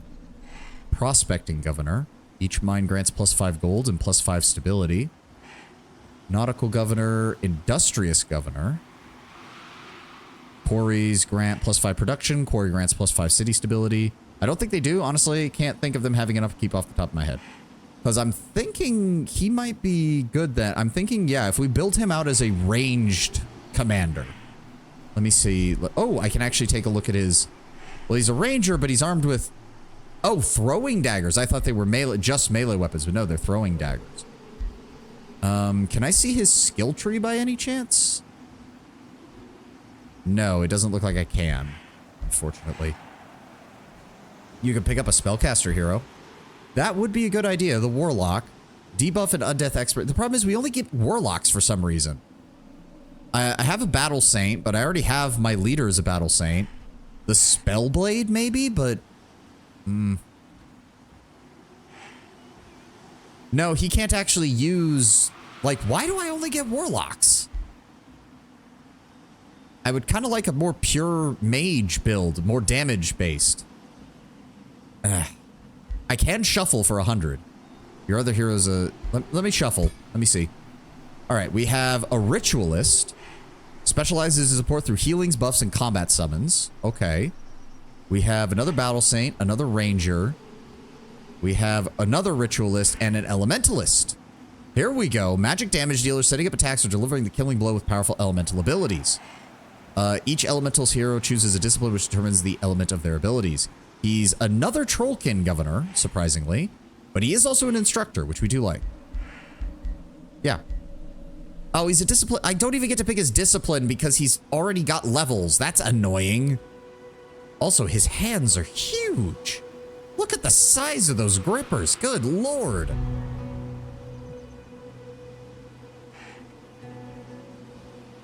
Withering magic. Attacks and debuff abilities afflict status vulnerability for 3 turns. Okay. Effects are increased for single shot attacks. Focused evocation. Elemental gateway. Let me see here. Wait. You're a discipline of frost, but you're carrying a staff of lightning? Okay, whatever. I just want a damage dealing mage, okay? Just give me the damage dealing mage. What can we give you? There we go. Magic attacks deal 20% additional damage. Just go ahead and grab that. Would heavy armor greaves actually be good for him? Oh, he's not allowed to use a mount because he has a staff? That's a bit weird. So hold on. Staff of Lightning is a 90% attack at 4 range for 20 lightning damage. Or we can give him a Spirit Blast that has some debuff potential and deals additional damage. Staves cannot use a mount, but yes. Okay. I'm going to go ahead and give him the Staff of Radiance. Let's give him the Crown of Accuracy that we made earlier. Ring of the Voracious Killer. Inflicts increased morale penalties when killing an enemy. That sounds good. No other miscellaneous items. I want to give the Swift Greaves to my Cavalry Commander to make sure that he stays moving. I feel like the Heavy Armor Greaves might actually work. That would actually make him pretty tanky. He's not going to be moving very fast, but if he's ranged, he doesn't need to. There we go. He now has a 7 in defense. Damn. All right. You are a chunky man. A chunky bug man. Now we need to start getting some mages and ranged units for him to command. Merchant of Mounts. Scouts reports that a beast wrangler trading the wilderness of your domain to set up camp southwest of Ostad. We may not have seen with my own eyes, Mountain Master. You detect admiration in your scout's voice, but we found his camp and the many creatures he keeps there. The Wrangler Ogre has a reputation for selling them as mounts to whoever has the coin for the prized beasts. He is expected to reside in your domain for 15 terms. As long as his creatures do not eat my citizens, he is welcome. Break up his camp. They are not welcome here. No, it's fine. All right, and he has this, and we can... Ooh. The Mammoth Mount contract. The Griffin Mount contract. White Wolf Mount has frost resistance and Pack Hunter. Attacks deal plus 10% damage per friendly unit adjacent to the target, not counting itself. Contract meaning that all your units will get them out. Ooh, wow. Has a Frost Wyvern mount, very fast movement. Cavalry unit type, flying movement, 4 frost resistance. And then both the Celestial Griffin and regular Griffin. Well, he's gonna be here for a while, so we don't have to go after it by it just yet. We need to deal with this though. This needs to get dealt with, and then we need to get the hell out of here before both of these people's borders get in my way. All right, attack. Time for our battle. We've got... Okay, so we had the White Wolves. He's also got the Plague Serpents. That's going to be annoying, I can already tell. Ooh, this unit is not stopped by enemy zone of control, so we need to be very careful with these things. And his melee strike can inflict poison damage. Yes, chance of inflicting disease to reduce resistance. Let me see, and what does the wolf do? Enfeebling Howl, that's going to be annoying. And it deals damage and debuffs at the same time. And he can use it at any time. It doesn't require 3 to use his special ability. Oh, that's really annoying. 120 health. Fuck. And he has 41% damage resistance. Fuck me. Well, I'm glad I brought the full army. Holy crap. Can I save? I feel like I need to save before we do this. Good lord. Beware. You are engaging combat with a high-tier unit. Unit tiers are shown in the bottom left of their portraits in the army panel. The higher a unit's tier, the more dangerous they are. Right-click on their portrait to investigate them further and prepare accordingly. Or rethink this combat. Well, between my 2 infantry, my giant, my general, and my matriarch, we can completely surround the wolf if need be. It's just a matter of getting rid of his attendant creatures first. Once we surround the wolf, we can deal some serious damage to him, I think. It's just a matter of not... Yep, he's gonna go first. Oh, they're moving fast. Oh, they're moving fast. Okay. But I don't think they have a ranged attack. That's just a 2x cone. So we can wait. They do not have the room to get to us. I would like it if my... Oh, they automatically summon the Warhounds. Okay, so that automatically gives me another unit to use to surround the enemy. Perfect. All right, Pioneers. Let me see here. I actually think we move the spider up slightly. Keep the Pioneers next to one another. I want my general up here. Actually, I might... If the birds are the only ones who move in this direction, I might want to move my general around here. I want him close. I want my infantry ready to go. So he's moving here. I want to move right there. Move you there. And move you... That is obscuring. That's fine. We maintain our front line here. Move the archers. What is that? Obscuring and slowing. That's fine. That's good. Move them over here. Move them over here. And move them over here. Force him to come around the side of this and approach us. If those birds head this way, I can use all of my units over here to finish them off and then swing around to engage the Plague Serpents. Defense, defense, defense, defense. Can he hit anything from here? No, he cannot. All right, defense, defense. The Pioneers will hold back. The Houndmasters move up slightly, along with the Wolves. All right. Let them come to us. Force them to engage us. And turn. Alright, come to me. There we go. Yep, he's going to do his howl, which hits all of us, unfortunately. Okay, they're coming up. Ow, ow, assholes. And yep, they do not have ranged attacks. Good, good, okay. Let me see, how do we want to do this? Let me move you up here. If I move you forward one more... 60, 90... What is that terrain? That is obscuring? 40% harder to hit with ranged attacks, which doesn't matter because they don't have ranged attacks. So just move forward one more and open fire. Oh, wrong button. There we go. Good shots. Where can you move? Move forward by one spot.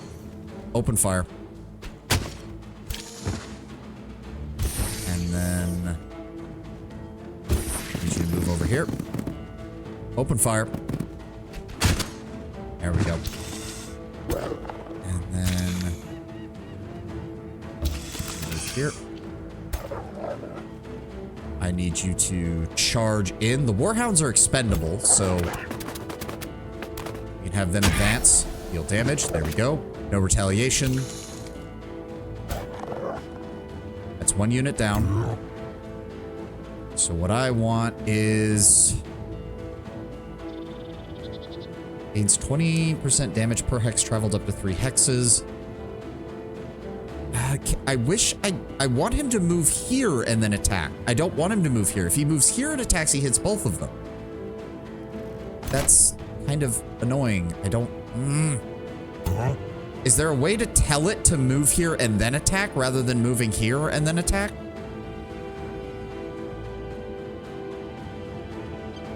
Because they both do the same thing, but if I move him here, I can hit 2 enemies. I don't... Is there no way to, like, queue up commands? Like, can I hold shift and then tell him to move here and then attack?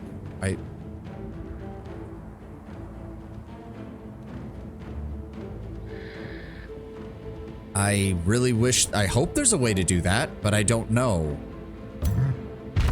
Well... Alright. Okay, we did a little bit of damage. That cancels their defensive mode and their retaliation. Now what I want to do is move you. Do we focus on the serpents or do we focus on the wolf? I think we want to try and focus on the wolf. And then engage. He is flanked from this position. There we go. Good damage.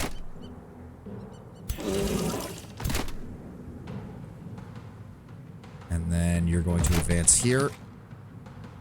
And engage. Go. That will not count as a flank, unfortunately. You can't do anything. You can't do anything yet. You've already attacked, you've already attacked, you've already attacked. So what? How much health does he have? He has 82 health right now. So what I want first is, let's move the Steel Shapers up and blast them. Okay. And then I want my archers. Where's a good spot for them? Will that count as a... No, that will not count as a flank. Not unless I move them all the way over here. But then that puts them in danger. Actually, no. He's not going to be able to reach them from there. So we can engage here. And open fire. Good damage. And then I want... Really? You're only going to deal 7 damage? What the fuck? Why is his... He really is just built for flanking, but I can't get him to where it would flank this guy, unfortunately. That's all right. Engage. Smack. And, ooh, where do I put the spider? Actually, I might, if I put the spider this far out, it might pull one of the serpents back this way. And then lastly, we have one more unit of archers. If I... That is 80% chance, and they get the overdraw bonus. Yes, shoot him from there. There we go. How much health does he have left? 25. Okay, we kill him. Blaze of the Horde. Dead. Now we just have to deal with the serpents. Yep, he's flanking my guys. Son of a bitch. Oh, he tried to escape from that. That's fine. Ow! Leave my guys alone. Ow! Holy shit. Okay, my turn. Why can we not? All right, well, I can go all the way around, and that will still allow me to attack him. So we're gonna go all the way over here. He has 2 stacks of weakened, unfortunately. 2 stacks of fervor, so we can... So if I use Warrior's Fervor, that will negate the weakened condition. There we go. And then we can smack both of them here. There we go. Good damage. And then that will allow my hero to move in on this guy, flanking him, dealing way more damage. There we go. And then we can use the Warhounds to launch a charged strike. There we go. Which will also allow... Well, they are marked, so it doesn't matter what unit shoots them, frankly. Fire. And then make sure they die. There we go. Oh, the ad was playing. I'm an idiot. I'm sorry. I'm gonna leave this screen here for right now, then. I'm gonna go refill my water bottle, and I'll be right back. Oh, good match, though. Now that you have 2 armies, now that I have 2 armies, the battle system's making a lot more sense as far as its tactical decision.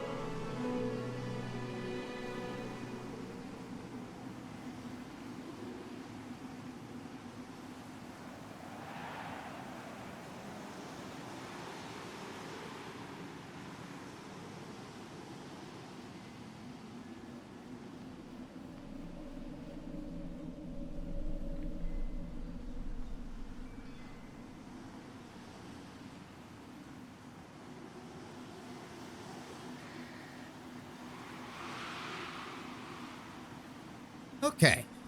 Let me see here. Oh, did our guys actually level up? I think they did. Nice. 27 gold. Yeah, because it's 3 from that one, 6 from each of those. So that's what, 15 and then 12 from him? Yeah, it's not much, but I'll take it. Plus, that was a fairly small army, let's be honest. There we go. The flesh of the White Wolf is mine, Goldmark grins, baring his teeth voraciously. After gathering a broad selection of powders and tonics, your hero ceremoniously proceeds to prepare the meat of the White Wolf in his quarters. A sordid odor permeates your abode. As your courtiers gather in protest, Orwell emerges triumphantly, chewing on what looks like a braised haunch of the wolf. He exhumes newfound strength. I can feel its power surging through my veins. I am to become your weapon, Mountain Master. Use me. Gains enough experience to rank up. Nice. And gains 70 renowned. Sapping strength suits you. Develop these instincts more. Hold on. Learns the Spirit Break aura. Adjacent enemies lose morale 50% faster. Mix the carcass of the White Wolf into the rations of your troops. All units in his stack will gain enough experience to level up. Give me a taste of that. Cairngard gains enough experience to level up. Ooh. But I really like the Spirit Breaker aura, especially because it feels like it fits really well for a flanking unit. You know what? I like that. Let's go with that. All right, it's time to leave. We need to get out of here and get back across our little area over here before the fucking AI throws a conniption. We all know they will. That's how they do things. My army is not trespassing. The fuck you talking about? I did not touch your territory. I'm on the border with your oh, wait. Oh, you expand. See, this is what I mean. My army was already here when you decided to redraw your borders, you ass. All right, and there we go. He now has a full stack. We will be replacing those pioneers here pretty shortly, though. The Hound Masters are just too good. The Hound Masters are too good in comparison. Wait, who is this? Oh, this is Orwell. Okay, okay. He's also a Spellblade. I didn't even realize that. Yeah, gains additional defensive resistance against non-flanking, gains critical hit chance. He gains Slippery, does not trigger opportunity attacks, and Swift. We can also give him additional maximum hit points. Mortal Champion. While Army Leader, all non-hero units in the army grant +1 defense and +1 resilient to adjacent friendly units. So that builds upon our formation tactics. While Army Leader, all non-hero units in the army grant 10% damage to the attacks of adjacent friendly units. While Army Leader, all non-hero units in the army gain 2 experience each turn. Oh, okay. Mortal Champions are good for that. And he can also increase their regeneration. Okay, so yeah, Champions are just straightforward. Like, you want them to have a large army and lead them. Reduces upkeep, gives additional critical hit chance. Okay, okay. He also gets signature skills. Oh. What does this do? Oh. All non-hero units in the army gain +10 critical hit chance. All non-hero units in the army gain +1 defense.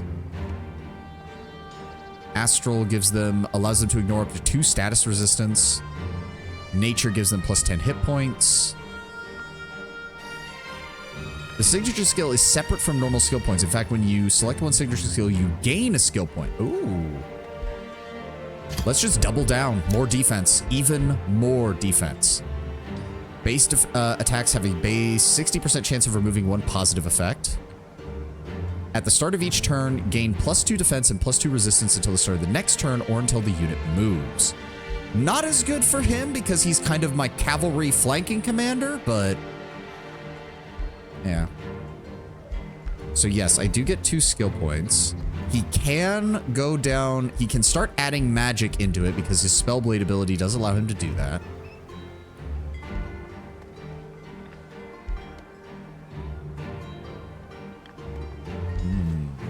Spellblade, melee and magic attacks gain 10% damage.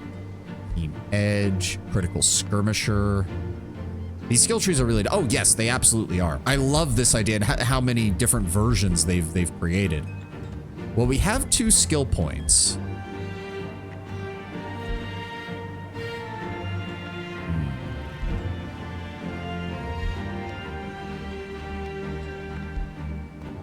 We're going to go with Offensive Formation.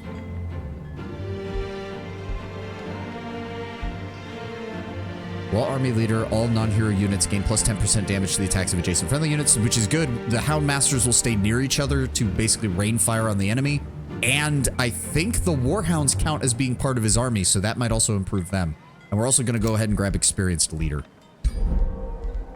So now he's going to be constantly he's going to be constantly increasing his army's skills. It also means I can rotate people into his army if need be to give them even more experience.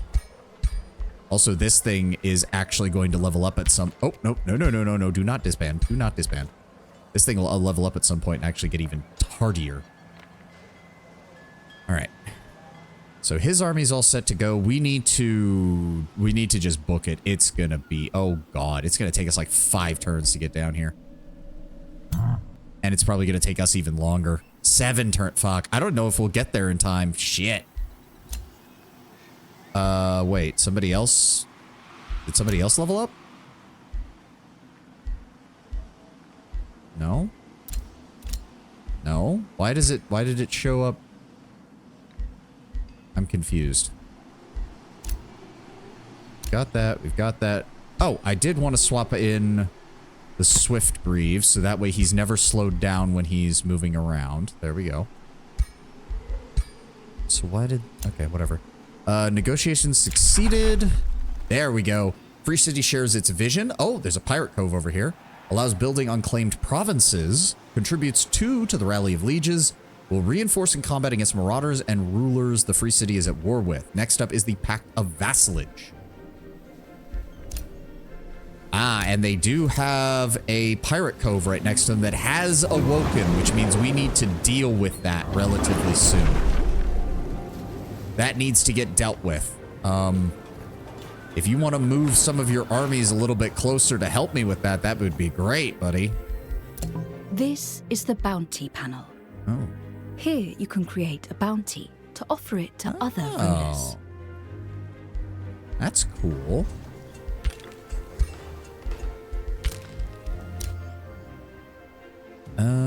Where was I sending you? Oh, right. You're just going to keep moving north. There's a lot of like little random armies out here. What is that? Watchtower. Who does that belong to? Provides vision at 8 for army emperor whose armies visited last. Oh, so I can just... Okay, head there next turn. And... So hold on. Do I have... I do. So I can grab excavation. What is this? Gives plus 300 relation. That's not really that good. Whispering Stone. Vassals grant plus 10 gold in tribute. That's not bad. Yeah, I can see why Order has a really slow burn at the start. But getting the 30% EXP for your baseline melee infantry is solid. Instantly gain 20 allegiance with all free cities. That's not bad either. Units recruited through Rally of the Lieges are higher rank. Vassals gain +1 allegiance levels when first vassalized. That's... Ugh. All your units instantly regain all hit points and non-hero units gain +1 rank. Oh, that's pretty good. Gain 20 more grievances against players with opposing alignment. Recruiting units during the rally costs 50% less gold. Time between the rallies is reduced by 5. Your vassals grant 10% more resources and tribute. Order of the Unbreakable. Oh, what have you ever checked Rally of the Lieges? The trumpet is at the top of the far right. Oh, I see it. Rally of the Lieges. You have opened the Rally of the Lieges overview. Here, you can rally armies from your vassals and conquered ancient wonders. Oh, the amount of units you can rally is determined by how many vassals and ancient wonders you own. Okay, okay. We don't have anything yet because we have no vassals, but that's good to know. What screen was I looking at? Yeah, there we go. Yeah, so this is really only good if you have a lot of vassals. Like, it does have one big advantage. This, the Knightly Orders ability is really goddamn strong because it gives a fairly sizable bonus to every single one of your units. But the problem is that's at the very end of the fucking tree. Of a tree that is almost entirely about vassals, which is... Yeah, that's just not very... I'm gonna be very honest, that just doesn't seem very good. As stated, all the other abilities are middling to met and easily countered. Yeah, all it takes is someone grabbing one of your close by vassals early on to completely wreck your entire plan. Again, this is really cool. I like the idea that it basically buffs everything. Like polearm units can inflict decaying. Shock units can inflict stun. Skirmisher units get plus 50% evasion.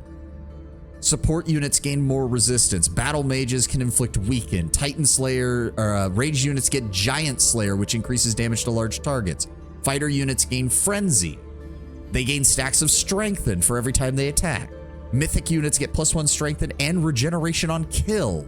And your shield units are now Fearless and grant Fearless to your adjacent units. That sounds like it's really powerful because it completely upends some of the weaknesses or some of the issues with some of these units.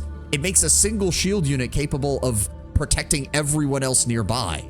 Like, I could see a lot of buffs and synergies with that. The problem is, again, it's after an entire tree of relative meh.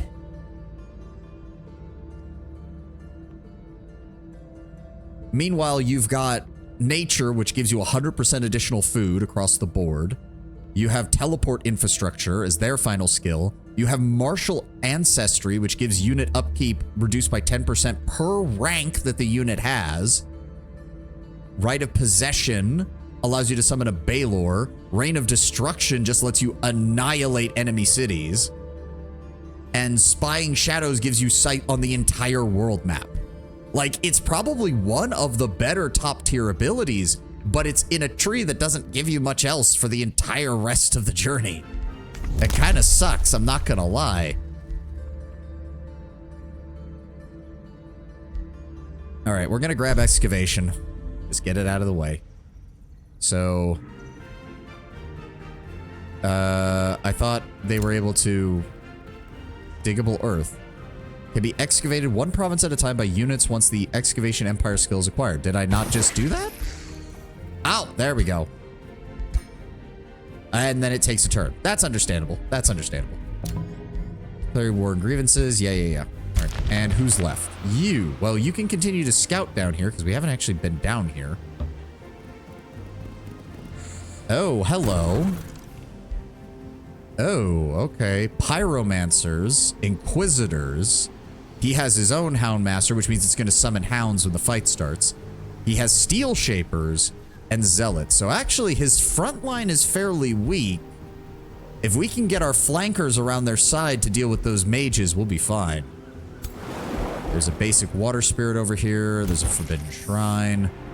All right, I guess we'll see if we can get down there fast enough. It's all just kind of dependent on this. We don't have forced march yet, unfortunately, so.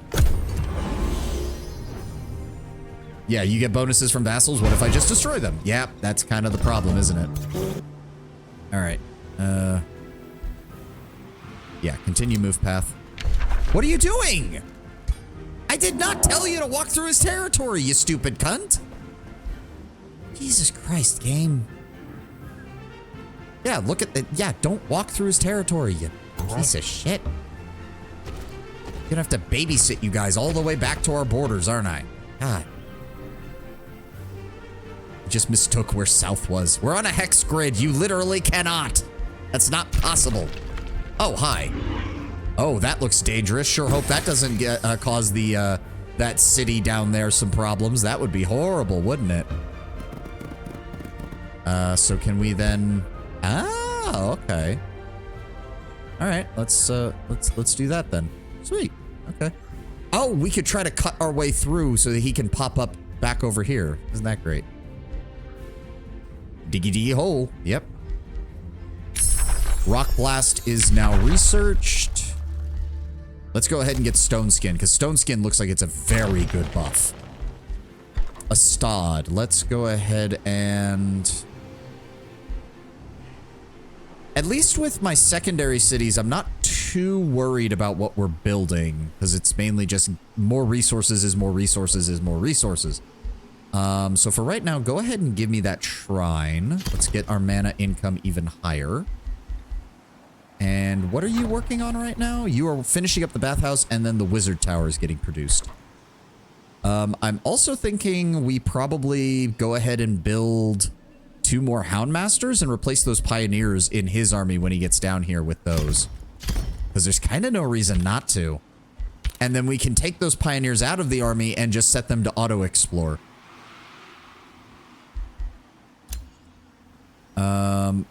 Why do you still... Wait, what do you mean confirm movement? Just... Oh, that's the water. I'm an idiot. I didn't realize he was standing on the coast. Oh, god damn it. Oh, you have chariots. Not gonna lie, that looks pretty badass. Alright, who's left? Let's go over here. There we go. Ooh.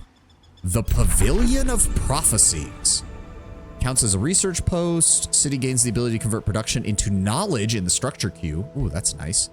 Oh, that is a big ol' free city. That is a big ol' free city. Holy shit. Safe word. What are you? An orc of some kind? I can't tell. Regardless, let's, we'll just excavate the outer area. Oh, we need to be careful. That is a undead dragon. Good to know. Good to know. Let's go over here. Excavate. More production. Always good. Stod produced a shrine. Did I hit the intern button? I don't even remember if I did. Okay, whatever. Let me see here. Let's go with the workshop. More production is always good. And you don't need to... Oh, right, because the governor has the ability to recruit that. We do need a bulwark, but then we can get ogres. Interesting. They don't get any of our racial traits, though, but I guess they would be useful as line breakers. Alright. And... Oh, right, you're going to be my mage/ranged army.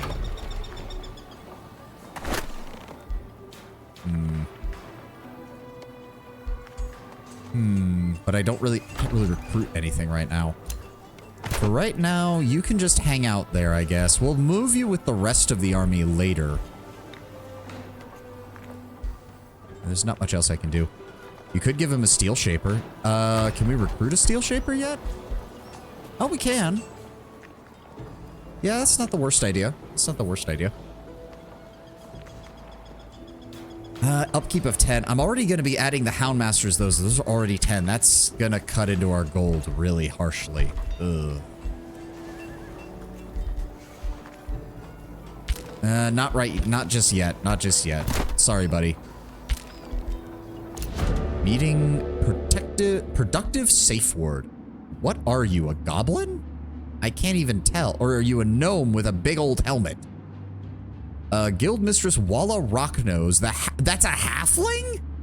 Of the Free City of Safeward addresses you with a professional formality. Ah, new potential business partners. It is fantastic to make your acquaintance.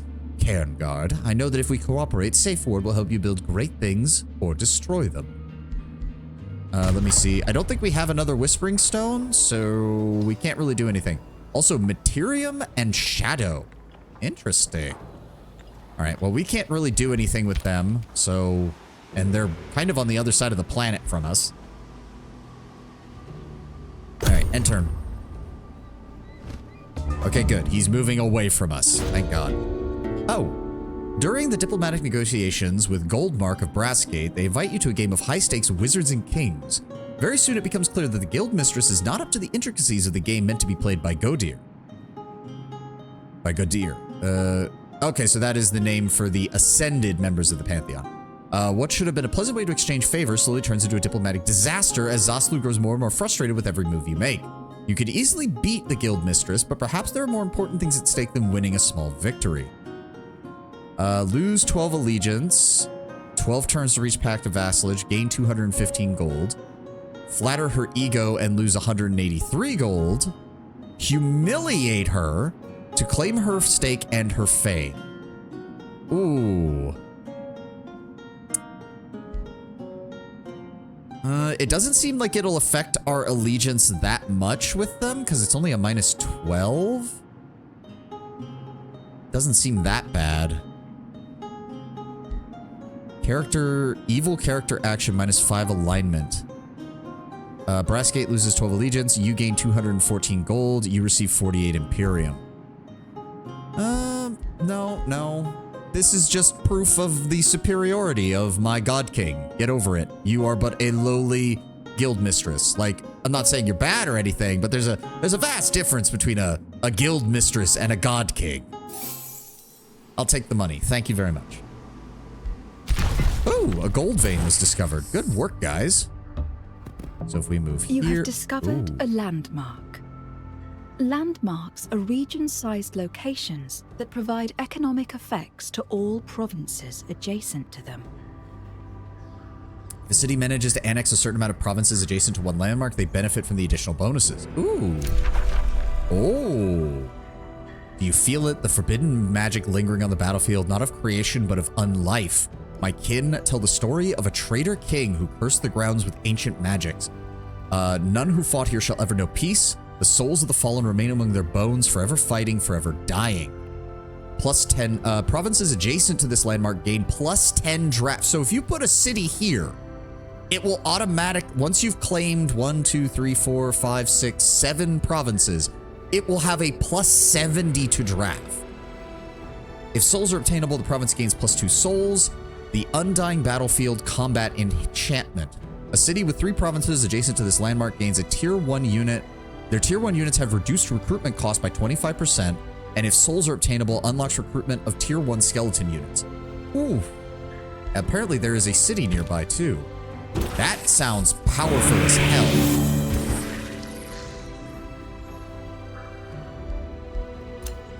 Okay, Stad can annex an additional province. So we've got all this. We still can't really do much there, unfortunately. So I think... let me see here. Farm and dredger quarry. I'm going to be honest, I think maybe one of each. We are a little bit behind on production, so we're going to grab a dredger quarry here. You completed that 2 turns and we'll have the wizard tower upgrade. Good. And we can still summon the rock. We do have enough mana now, so I think we will do that. And we're going to put it over here by a Stad so that it can start terraforming everything else around here. Now, who needs orders still? All right, let's keep moving.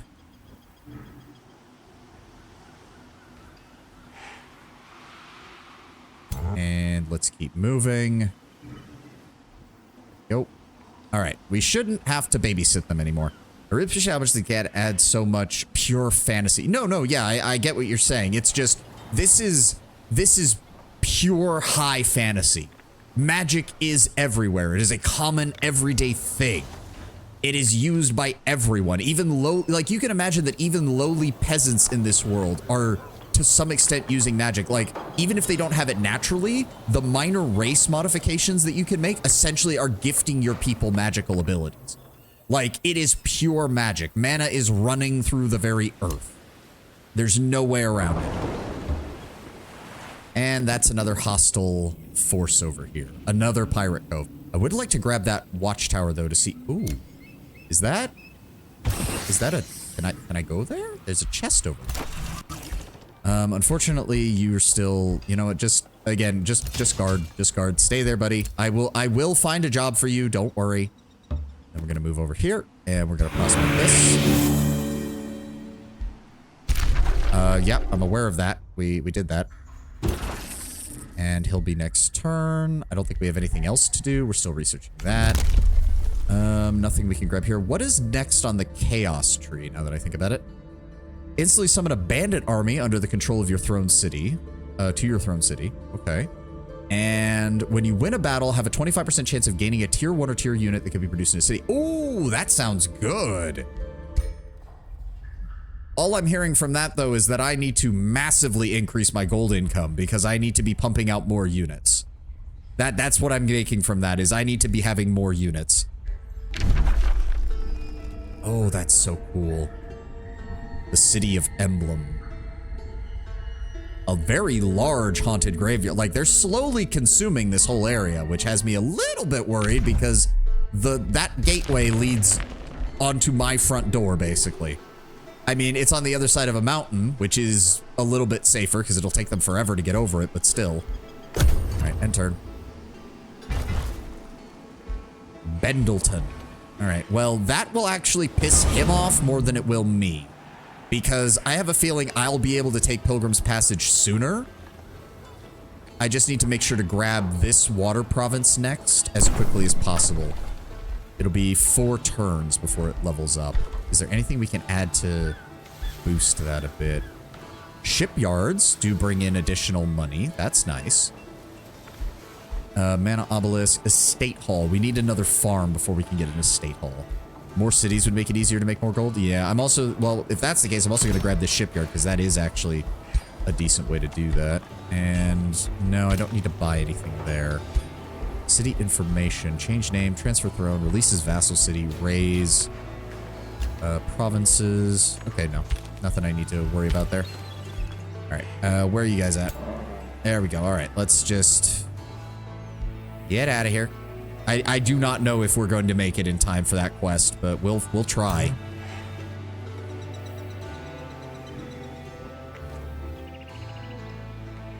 We have 8 turns to get down there. It's going to take 5 just for my leader to get down there. We might be able to do it.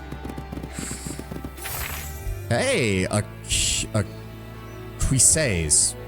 I didn't know that leg armor was called a cuisses. Okay. What else is around here? I still have no idea where this lava is coming from, unless it's just literally bubbling up from the earth. All right, let's just keep moving. Oh, nope, that's a whole army. Do not want to engage that. We do, however, want to get over here where these are. Oh, she... How many cities does she have? The fuck? Bendleton, Balderton, there's at least one other city down here. I also do not like that our colors on the map are identical. I do not like that. I don't know why it decided to do that. Is it because our banners both have purple in them? We'll see. All right, Stod produced a workshop. It's working on the shipyard now. Cinderholm produced the Houndmaster. He's working on the second one. Oh, no, I want him separate. In fact, I want you to go... I want you to be ready to meet your general when he gets here. Let's go ahead and wait on your turn. You can head over here. Be very careful. We know that there's a... Ooh, Wand of Blizzards. Oh, that's a 3 action point ability. Units in a 1 hex radius sustain damage, slowed, 90% chance of inflicting slowed for 2 turns. Slows movement and 1 less retaliation attack. All right.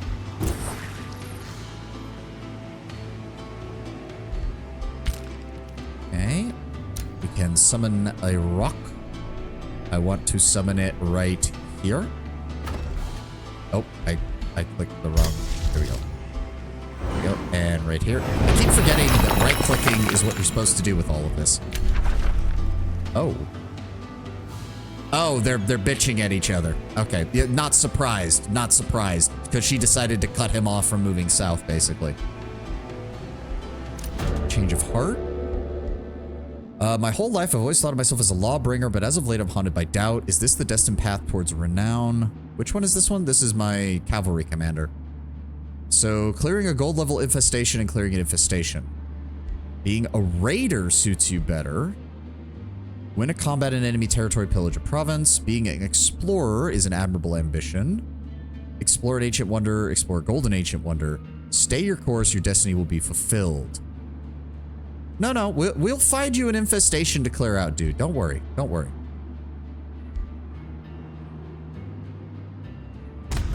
You'll be fine. You'll be fine. All right. Is there anything else we can do? I don't think so. Yeah, I think we'll be able to get just in range of reinforcing our cavalry commander. So the cavalry commander will initiate the fight, and we'll be in range to reinforce him, I think. It'll be close, though. I need to get better roads or teleportation or something. Good lord.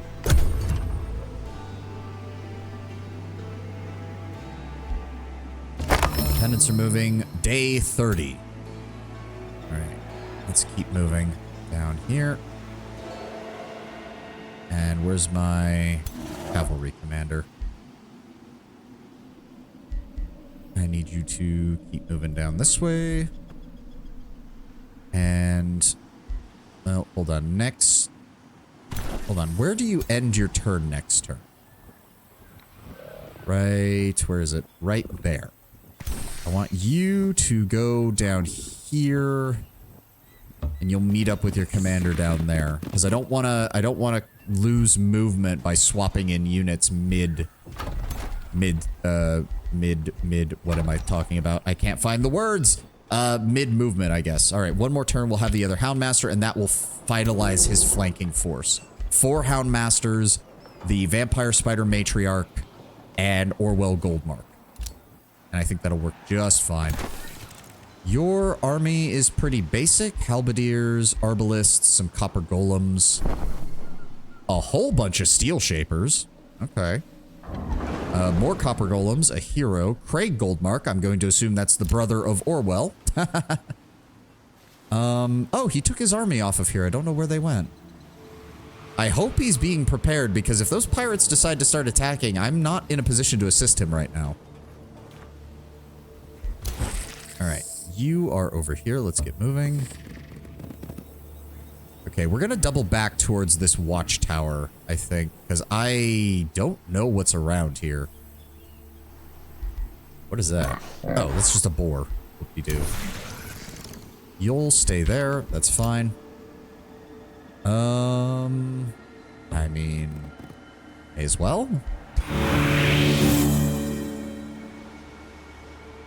Oh, that was just 78 gold. Okay. And then next turn you'll head over here. Okay, so these mountains don't count as prospectable, unfortunately. Oh. The founder of Theoradia takes a step back with an appraising chin and speaks on behalf of her free city. She observes you for a space, then flares up her eyes and announces, "A doom greets us this hour, brings ruin to our domain. With all of the monolithic monkeys as my witness, I, Safine Obsidios, founder of Theodradia, will see to it that your empire will crumble." Who are you? What? Where is this? Oh, okay, that's an even bigger city. Jesus Christ. That's a 10. Damn. Alright, well, I'm gonna keep exploring down here. Free shit is free shit, and I ain't gonna complain about free shit. Return to Monkey, apparently. Okay, you're about to be done with the Houndmaster. We just boosted our Imperium income again. I'm definitely thinking, yes, let's go ahead and grab the mint and get us another 20 gold per turn. Go. We got the shipyard as well. What else can we pull out here? Mana Obelisk, Fishmonger, Stonemason. Let's go ahead and grab the town level 2, the Bulwark. That'll improve its defenses, additional province annexation range, and some additional gold income. Negotiation successful. Pact of Loyalty. Oh, no, I wanted to read that. I didn't mean to exit out of that. There we go. Free city shares it. Oh, right. That was, it did tell us about that. Right. Right. And then Pact of Vassalage, which will give us income and magic materials. Other empires may no longer negotiate better diplomatic states. The Free City will join its overlord at any war they are fighting, can assist in combat, and can be given directives. Switches to the vassalage phase, during which further allegiance may be earned to improve the benefits of vassalage, and eventually the Free City may be integrated fully into the empire of its overlord. Except based on the order chart, that's actually a downgrade for them. That seems a bit weird, but okay. There are fellow bug people. We will treat them with respect. Not so sure about these monkeys though, considering they decided to declare war on me from literally half the world away for some reason.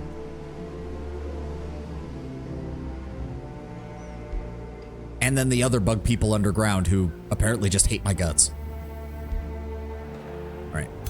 You can't move anywhere. We're good on everything else. I need to get another scout over here to look at this province. So wait, once this has terraformed everything, is there any reason to keep it? Because I don't think the terraforming undoes itself, does it? A province within 2 province radius of this structure gains mountain if on the surface, or stalagmites if underground. Yeah, so once it's converted everything, all it's doing is chewing up mana for no benefit, I think. Yeah, see, they do count as mountains, which means I can build a quarry wherever, pretty much. Which is nice, but not the best as far... Like, quarries are great and all, but you do need food production or you're not going to get very far. What else have we got? Why is all of our relationship going down with them? I mean, I'm hoping that because she is in between us and him, that any attack he launches will be against her first. But we'll see. Good God. Yeah, keep running. We got 6 turns to get down there, and we don't have much time. Okay, where are you? So, firstly, what I want to do is take this pioneer, and he'll split off from the rest of the group, because we don't need it anymore. Hey, Staff of Radiance. Take that. And then you come all the way down here.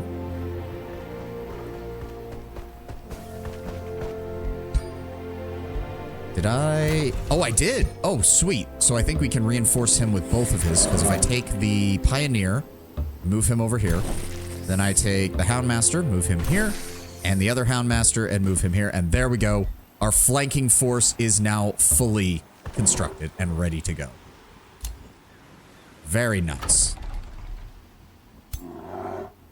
And I think I'm correct. Do all of these guys summon a hound at the start of fight? Because that basically doubles the size of this army. Just had a realization about match mode due to there being simian architects on this map. This is just a normal game, but essentially the easiest difficulty. Story realms are regulated and set up storylines. aka you start in special locations, cities are preset, other empires set story-wise, while custom games, like this, just with tutorials, are more or less randomized. Yes, all of them summon hounds. Oh, that sounds good. I mean, the hounds are probably not the best frontline fighters, but they're bodies on the field, and that's what matters. Do I double back to grab the tower just so I can see, or do we just keep moving? I think we just keep moving. The Ashlands. Not... Ooh, that's a bronze one. We might actually be able to handle that. Counts as a quarry, plus 2 mana per quarry in the city's domain. Adds the Storm Scale Serpent and the Plague Serpent units to the Rally of Lieges. Can only be entered by 1 army. So that is an interesting dichotomy I have noticed, is in field battles, you want multiple armies with different specializations in order to maximize the units that you bring to bear in the fight.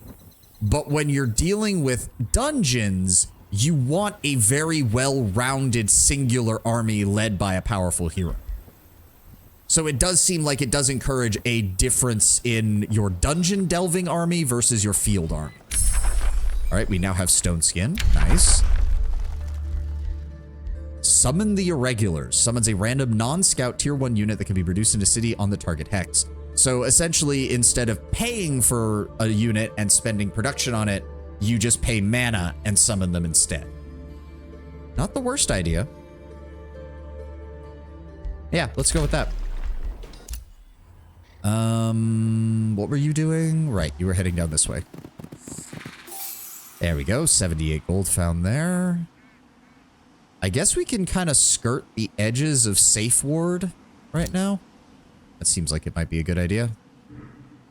Gargoyles are added to your recruitment roster from your city if you research it. I mean, I will eventually.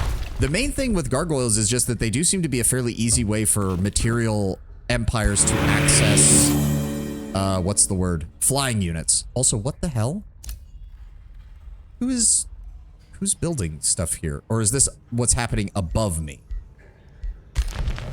Oh yeah, her city is probably located over here. So it is showing like, does she have an ability to just jump from above to below ground without needing a tunnel? You are digging? I'm not digging. I don't know what you're talking about. Where's my guy? I'm not digging. That's not me. I did not tell him to dig. Province is out of reach. That is not me digging. That is someone else digging.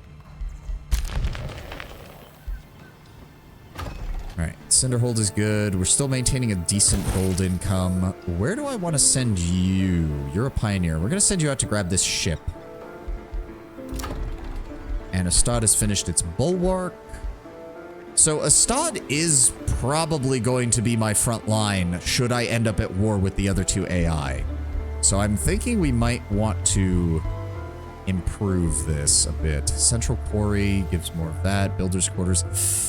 Unfortunately, this city's just not that good because of the way it's set up on a peninsula, or on an isthmus, sorry, because it's connecting two pieces of land. For right now,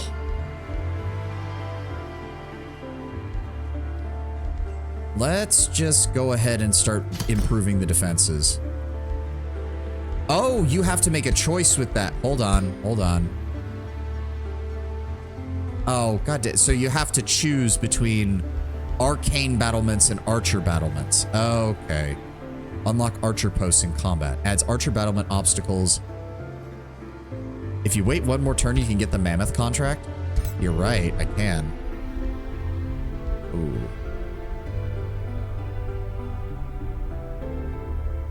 Because you almost got 1,000. I mean, mammoths are cool and all, but flying griffins also sounds amazing. Ruler starts with a mammoth mount, which isn't going to work. Additional units become cavalry, gains large target, gains the juggernaut ability, make crush non-fortified, gains plus 10 hit points, plus 4 frost resistance, gains large target. Is 20% easier to hit with physical range and magic attacks, immune to most displacement effects, and has Demolisher.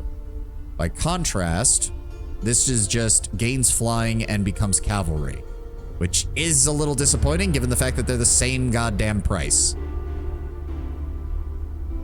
Do note that it would work with your defensive style. For the most part, yeah. It just seems weird. Like, it doesn't feel... I don't know. That doesn't feel defensive. That just feels like rampaging barbarian. I don't know. I don't necessarily like it. I appreciate that it's really powerful. I just don't necessarily like it.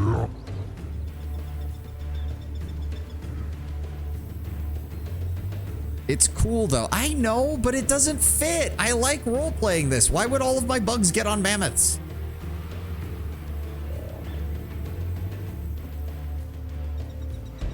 Okay, there's nothing else for us here. Let's keep moving. All right. Gods, we need to get down here faster. Oh. Oh, it's not even our turn. Oh, they're raiding them, aren't they? I told you guys to have more defenses. I can't deal with them right now. I'm sorry. I will try to deal with them after we get this quest done. All right. And then you can move up here. Just wait outside of the Forbidden Shrine for the rest of the army to show up. As for you, you can start making your way down here to this ship. See if we can grab it. You... Honestly, I want to know what else is over here, so I want you to start... I want you to start moving out this way. Oh. Oh, that is another underground entrance that we can use if need be. Another ruler was denounced. They're still bitching and moaning at each other. No surprise there. Cinderhold can annex another province. We need more food, I think, because the city's max out at what, 30? Yeah. But having more production is really nice. Let's expand this way. We don't get anywhere near as many benefits from taking coastal provinces, though. Or from water provinces, I guess, technically. Coastal provinces is no problem, but out in the actual water, we don't get nearly as many benefits. Let's go ahead and grab another farm from here, please. Thank you. Where was I sending you? Right, just out on the outer edge of Safe Ward's territory. No need to piss them off or anything. Let's just figure out what we're dealing with here. Did you? Okay, so the frog and the elf person are just playing tit for tat, where they just keep settling next to each other. I'm expecting them to go to war at some point. You can get the Griffin contract. Reminder that when it says additional units get cavalry, that means all units that can, meaning your Anvil Guard, will get it too. Yeah, but then they're flying, which... I mean, that's useful, but... I don't know. It just doesn't seem to fit. I don't like it. It doesn't fit the role play. I don't know. That is a Crusader host, which means easier positioning. That's true. Oh, damn, we almost got another population bonus. So close. So close. What can you build? Caltrop stash. Caltrop obstacles. Gain deploy the caltrops, allowing them to deploy sharp and slowing terrain once per battle. Units passing through this or ending their turn on the hex will be inflicted with bleeding for 3 turns. Nice. Oh, his happiness is actually quite low. Go ahead and give me that tavern, please. We're gonna need that. And you. Yeah, somebody cleared this out, but I don't know who. Oh, hi. It's a copper golem from the frog people. He's just going around clearing shit out. Yeah, clear that out then. So the underground starts out like really constricted and really narrow. And then as more people get the ability to break open the rock, it opens up really fast. I was hoping we would get firefly, moth, dragonfly, butterfly mounts, you know, something that, yeah, that might fit. And I wouldn't do it with all of my units, but it would be interesting to do it for more of them. But yeah, I don't know. I don't know. It's like griffin and mammoth just don't fit. I don't like it. It just doesn't fit. This is part of the reason I don't play these games, like, competitively in any sense. Like, I don't want to have to min-max everything. Dude, they are on the other side of the map. What are you talking about? Orwell Goldmark, your hero requests an urgent meeting. My liege, I have at last located the long-last staff of the Magi. The legends that surround this staff inspired me to become an adventurer. The relics mythos is so entwined with my people's culture. Even today, I've heard of children of the Brass Gate sing the nursery rhyme. That there's no way this actually rhymes, so I'm not even going to bother. For centuries it was lost, but today I discovered its location. The bad news is those wretches in Theodoradia have secretly stashed it in their vaults for the ages. We must reclaim it. Dude, it's going to take us 30 turns just to get over to them. I'm sorry, my dude. I already helped you with one quest. We're not doing this now. Bring it back to me later when we've got control of more of the planet. Okay, so that didn't really uncover anything, unfortunately. Oh, this cannot be excavated. Interesting. Okay, just keep moving then. Oh, wait, are these things he can pick up? I think I've missed that entirely. Oh, well, yeah, that's bedrock. Ah. Oh, that's... Why didn't it show that there was an enemy there? Dick. All right, let's just keep exploring. We are near the bottom of the map, so... But I do want to see how this all looks down here. All right, where are we at? Yep, you head out this way. Ooh. Oh, that is... Oh, that's Theodradia. What the fuck is that?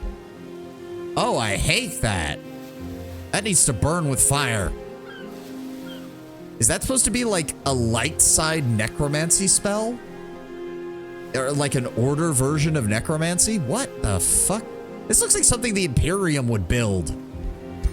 One of the order units. Well, it looks horrible and I hate it and it needs to die.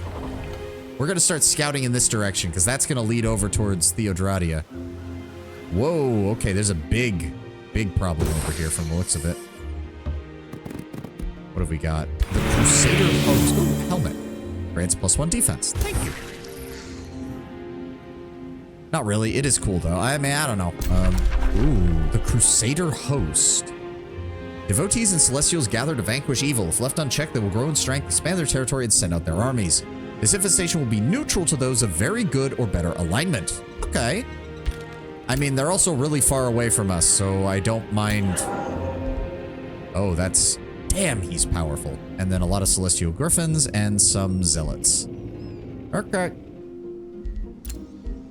Astad can annex a new province. Let's go ahead and grab a fish farm. Oh. This province has already been claimed. Building here causes other rulers to gain a grievance, making it easier for them to declare war. Ugh. You fucking piece of shit. What about this one? We both have distant claims on it. You cunt. Is that? Oh, you bitch! These jackasses crossed all the way over here just to come and fight me? And my army's completely out of position. Good God Goddamn bullshit. All right, I need you to get up here and help. And you... Son of a... All right, we're gonna need... Okay, what is he bringing? Cultivators, support units. So that's ranged. Are those more bug people? No, those are simians. They're just... What? They look weird as shit. They have to fess up to do the deed. I know. Right now, I'm more worried about this shit. They gain status resistance. They're light-footed. They don't block movement. They're harder to hit with ranged attacks. That's unfortunate. Astad, what can you recruit quickly? You can't really recruit anything quickly because I wasn't expecting an enemy to be here this soon. Go ahead and just give me some Anvil Guard. Anything we can use to block them. As for Cinderhold... Get another Anvil Guard and we'll march them up there to help. We might be able to help out with that. Son of a bitch. Alright, Cinderhold. What can you build? What else have we got? Merchant skill requires an additional mine, which we don't have. Wizard Tower Crypts, Wizard Tower level 2. We can build that in 2 turns, gain an additional Imperium and Vision range, and will allow the summoning of tier 3 units. Let's go ahead and grab that. What were you doing? I keep forgetting this guy. He's up here. Oh, there's a province to exploit over here. You'll do that next turn. Oh, Safe Ward actually has quite the sizable area up here. Just keep marching south. I want to get this quest done. Good lord, my mobility is crap. Like, the giant has good movement, but you could spend the influence for a second Whispering Stone to hand it to Safe Ward. That might be a good idea, actually. Where is that? There we go. +1, 150. Unlocks the ability for your armies to force march. Unfortunately, force march deals a lot of damage, so... how close are we to this? 2 turns until we get that. I do want to save up for that, though. Whenever you win a battle, 25% chance of gaining a tier 1 or tier 2. Yeah. Like, that's going to start hurting our gold income, but that will help solve our army issues. And what's our next one here? Throne City and cities that share a border with the Throne City gain 10% of income in all time. Oh, that's good. Gain the Breastplate of Champions. 20% damage to melee attacks, 20% critical hit chance, and +2 defense. Ooh, that's good. Ooh, okay, we're starting to get into the good shit now. All right, who's left? Nope, you just wait. Next turn we'll be ready. Spell's ready to cast. We can summon up another rune rock, but we don't really have another city to put it next to, unfortunately. Okay, we do have palisades, so when they show up, they have to siege us anyways, so it's not going to be easy for them. We at least have a unit to act as a primary garrison. He'll be here next turn, and then we'll have some more reinforcements on the way. I don't know how long it's going to take him to get over here, though, is the problem. He has a 327. We have 312 between these 2 units. And we do have the defenses. Thank God I built those archer stuff. So we can hopefully grab that. Also, I did grab the Whispering Stone, so we should probably... There we go. Give a Whispering Stone. And end turn. I have to imagine he's coming for... Oh my god. They're building an entire army. They're building an entire army. This is not good. Okay, he's still hanging out there, but I still want to move my units up to protect this.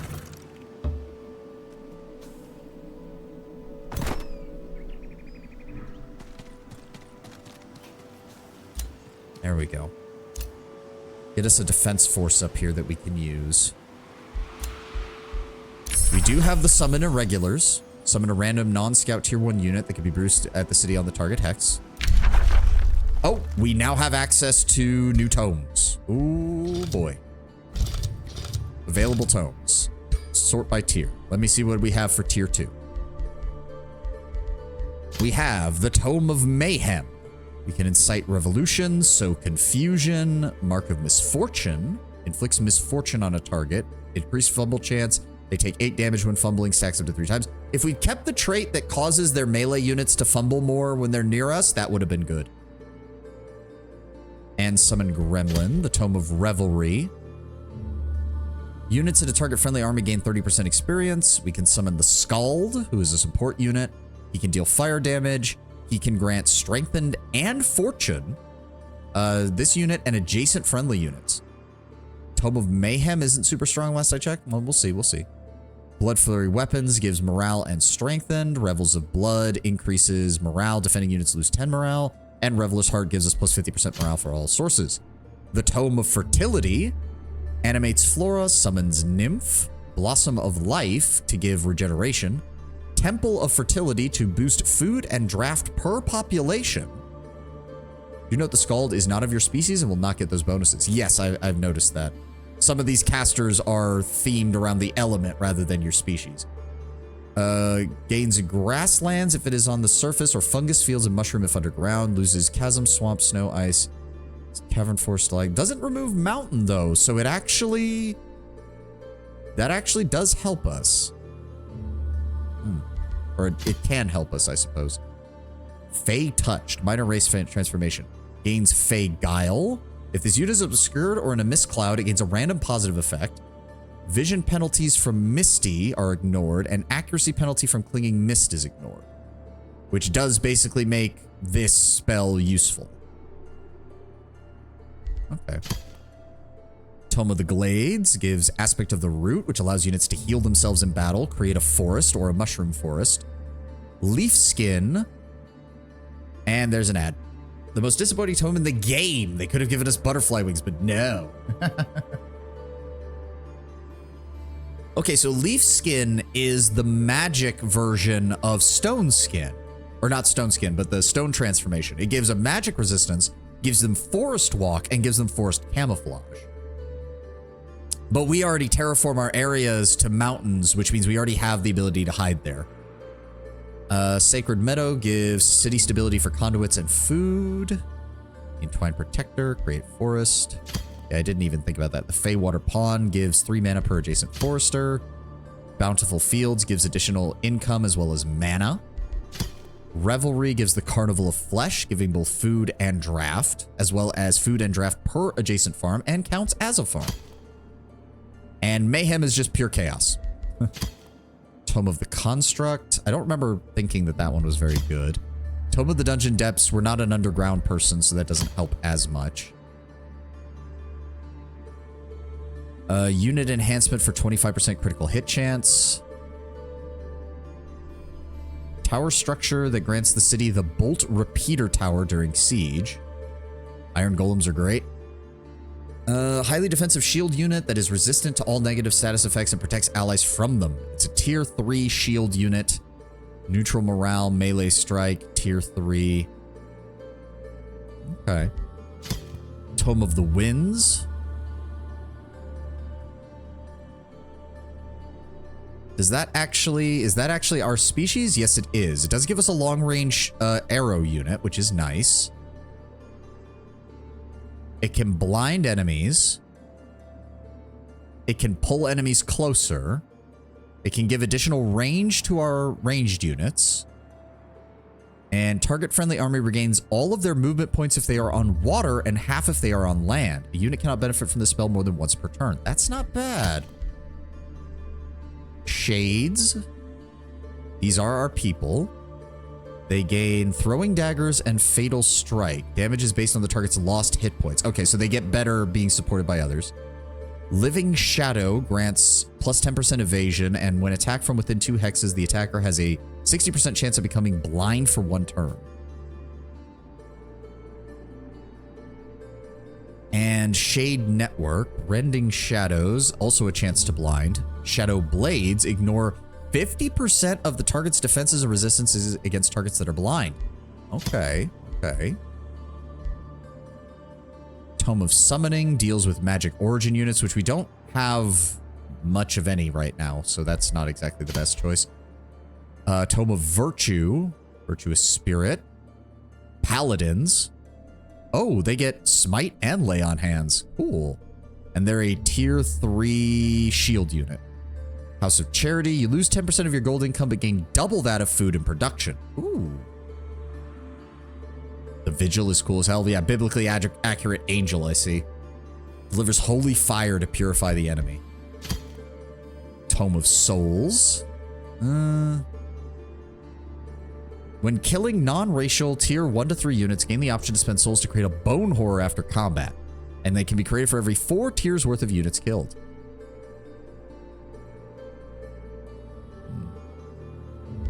What else have we got? Tome of the Doom Herald. Torment your enemies with morale-reducing effects. Steal 4 morale per hit. Morale loss is doubled if the target has high morale. Cruel Weaponry. 30% additional damage against units with morale of low or worse. Target enemy army gains 3 demoralized per for 1 turn. And enemies in a 1 hex radius have a base 90% chance of losing 15 morale. Damn. Faithful, which reduces unit upkeep. +2 status resistance, +1 spirit damage on attacks for each unit tier of the target. Okay. Covenant of the Faith. Units received through Rally of the Legions from the target vessel have Faithful. Blessed Soul, Chaplain. Tome of Scrying. Guided Projectile, Summon the Watcher, Scry Enemy. All enemies in the target army provide you with vision for 10 turns. Mental Mark. Tome of the Inquisition. Oh, +20 city stability and +1 knowledge per population. That's actually not bad.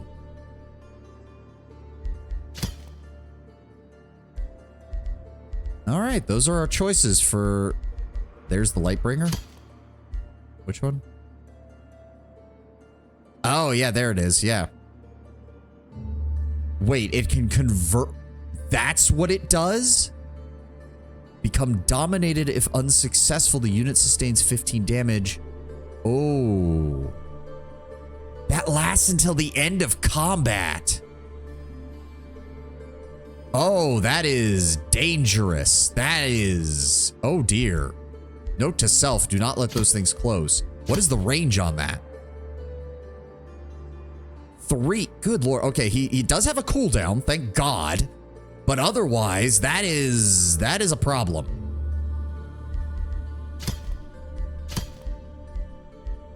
Let me see here.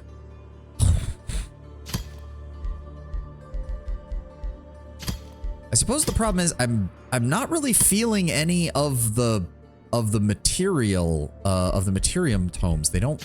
I don't know. I'm not liking... Well, Tome of Whims is an interesting one. Being able to just stop the enemy from doing things while giving ourselves a high-tier archer unit and the ability to give us more movement speed isn't bad. Tome of Artificing or Tome of Constructs? Tome of Constructs does give us the Bronze Golem. It can inflict weakening. Compounding defense. When adjacent to another unit with compounding defense, this unit gains... Oh, okay, that's good. That is actually good. Linked Mines. When standing next to a contract or another unit with linked mines, this unit... Wait, so... Wait. Oh, no, it's a minor race transformation, so it gives everyone that. Oh, okay. So that gives us immunity to flanking. That just gives our armies immunity to flanking straight up. That's not bad. Flanking is a problem. Target for the construct or linked mine unit gains defensive masters for 1 turn. 2 negative effects dispelled. The effect then applies to adjacent friendly construct or linked mine units and is repeated. Oh, that's good. Target friendly construct or linked mine unit gains hastened, strengthened. Oh, that's good. Worker construct nexus. +10 production, +3 food per adjacent farm, +3 production per adjacent quarry, +3 mana per adjacent conduit. Oh, that's really good. Okay, that's actually really good. Yeah, we're going with that. Are constructs alive? For this, I have only one answer. Does it matter? Constructs are obedient war machines, created for one purpose: to crush everything in their path. In my opinion, the true question anyone should ask is, how do I escape their deadly march? Not listening on the tome read? What? Huh? I would like to shuffle the research, actually, because we need to get that minor race transformation first in order to make any of these abilities really worthwhile.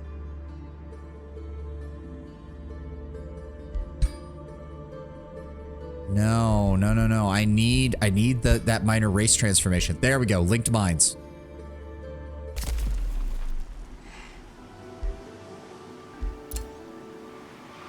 Okay, let's start moving out this way. There we go. 64 gold. Not going to say no to that. Those are pirates. That's a problem. And it looks like that's just the edge of the map, so we can't even find anything. We'd have to head out this way to find anything else. A bounty has been posted on Theoradria. Okay, so I'm not the only... So these guys have pissed off everybody. They hate everyone. Good. That's good. Hopefully that army and these guys will run off to go fight the elves. That'll be fine by me. You're getting ready to go there. A new rally has started. Oh, okay, so we can purchase... And they are our units and our race, so that even works with that. Well, I don't need any more units right now, at least none from down here. And in fact, I would prefer if you guys would just focus your efforts on getting rid of these things, or at least keeping them from raiding you guys. That would be the better choice. You can move up here. Excavate. All right, some production. Fine with that. You'll move over here next turn. You can move down here. Excavate. A frost shield. Melee attackers take 4 frost damage. Okay, okay.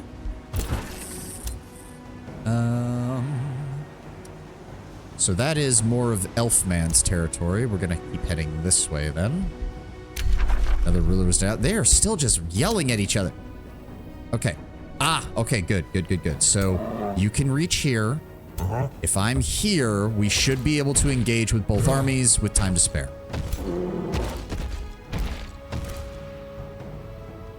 Yes, he's just in range. Good. Let's go. You found the group of traders that your scouts described. The leader steps forward. Why are you bothering us? We are but simple traders who did nothing wrong. His companions gather around and their grim eyes fixed on you. Most of them have their hands underneath their robes as if they clutch something. Leave now. We will depart soon enough. The leader says mockingly, something is awry. What will you do? Bribe the group to make them go away? No, we have more than enough troops. Oh, interesting. So because they're our race... Oh, even though they're not ours, because they're our race, the abilities that we've given our guys transfer to them. Oh, that's kind of annoying, but also really cool. Ugh.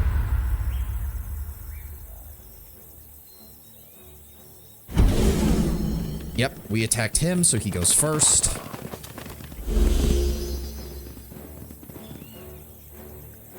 Oh wow, we started with a lot of shit. Okay, how do we want to do this? Tier 3 Inquisitors. Oh dear, bolts of judgment. All right, so they actually have quite a lot of range. This is a battle mage unit, which excels at dealing magical damage and applying status effects. It is vulnerable to melee attacks and should be kept in the back line. So yeah, he has that and the Steel Shapers. Now the Steel Shapers are more defensive, the Pyromancers are more offensive, obviously. Okay, how do we want to do this? Again, I think I'm still better off letting them come to me and letting them use up their action points. So let me see here. The Inquisitors have a ridiculously high movement. God damn. So we want to move right about here. Yes. Or do we move forward one more? And that will allow them to attack. I think. Ooh, that has a high chance to stun. That's not good. And they can use it every other turn. Fuck. All right, no, we'll hold back. They do have ranged attacks, so the low foliage is useful. Oh, stink flowers. That's unfortunate. Oh, there's stink flowers everywhere. Fuck. Well, that might actually be good. They are going to have to close to melee with at least half of that force. If they're in those, that would give my flanking units more capabilities. So let's move you up here. Let's move the archers up here. I don't suppose... Can we... No, they're out of range, unfortunately. I could move up one, and that would give us the ability to hit them.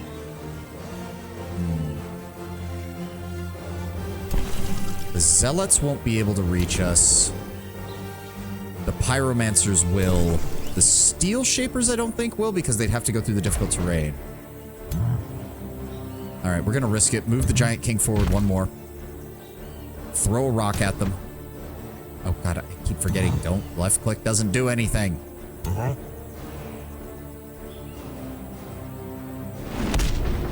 Go. A little bit of damage. Advance our... I wish I could move them instead, but that's fine. Let's go ahead and advance the other Einvolgard right here. And then the steel shapers here, and our archers here. Now, I want the vampire spider matriarch over here. She's going to assist on flanking them. Same thing with my hero. Meanwhile, my houndmasters and their hounds are going to absolutely brutalize theirs. The second we get the chance. I kind of wish you had control over where these deployed, because this is a lot of shit over here. And they are all going to get in each other's way. I can already tell. All right, move the hounds up. We want to draw them. Is that obscuring? It is. Good. So we move there to force their houndmasters to have a worse chance to hit. There we go. Go. It was your choice to have 4 houndmasters. Hey, no, in these kind of games, having additional things that can do actions, even if they're not very strong, is almost always a good option. Then advance. Advance. They get the debuff if they go that way. That's fine. And then offensive formation. There we go. And go ahead and just enter. Yes, it's fine. Force them to come to me. Yep, houndmasters move up. They're going to try and shoot at my dogs. Yep, but that's... Oh, wait. Where are the zealots going? Or the inquisitors? Oh, okay. They stunned one of my houndmasters. That's oh my god. Did you just run your pyromancers up to the front? Because I'm about to have a field day smacking them. That's fine. The dogs are drawing fire just like I needed them to. There we go.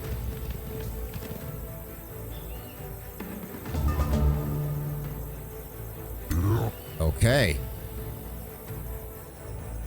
So I'm going to move my giant up here. Gains 20% damage per hex traveled up to 3 hexes.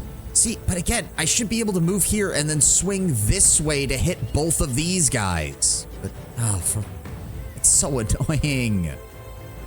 Fine, just go and engage them then. I really want to kill these guys. I really want these pyromancers dead. Get smacked. Good damage, good damage. And then that is... Who's up there? That's the zealots. Okay. Alright, so we're going to advance. That pins them. Engage. Ooh, okay. They are good on the counterattack. My Einvolgard are taking damage. That's fine. Oh, right. They get all the benefits, so their defenses are actually really high, too. Alright, engage. Go. They don't get additional retaliation attacks, though, which is exactly what I wanted. These things are distracted, which means we can come in on the flanks and finish them off real quick. There we go. Flanked and distracted. We should be able to finish them off here. Yep. There we go. And then... Ooh, those guys have a lot of defenses, unfortunately. It is distracted. Again, the dogs are expendable, thankfully. The dogs are expendable. So let's just run them in. Yeah, they're distracted. I don't care. He attacks. Does a little bit of damage. Good. That marks them as well. We're going to have the other one go after their steel shapers. Pin them down.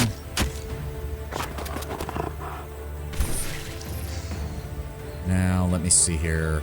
Really, 60% is the maximum that we can get even when we're that close? What the shit? These guys don't even have that good of a... They do gain defense... Wait. No, their defensive tactics shouldn't be activated. They also are marked. And they're under defense. Why is the maximum we can get 60%? That is... Click on their portrait for all their details.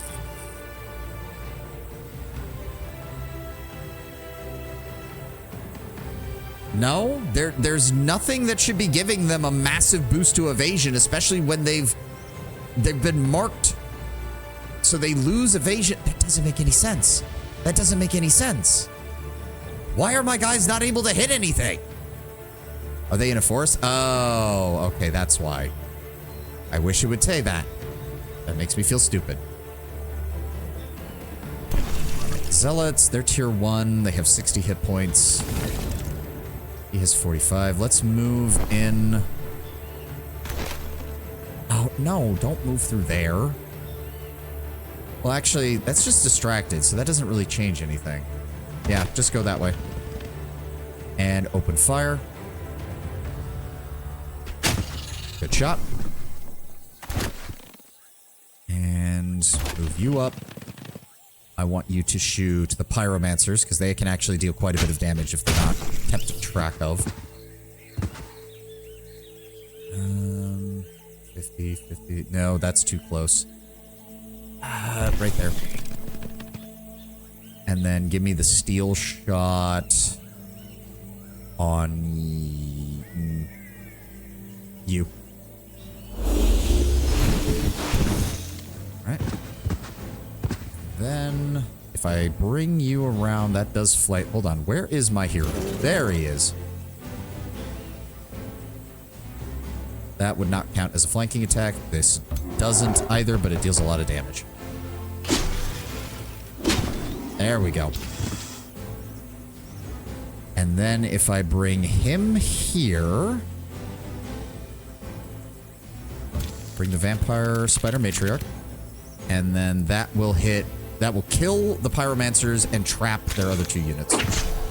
There we go.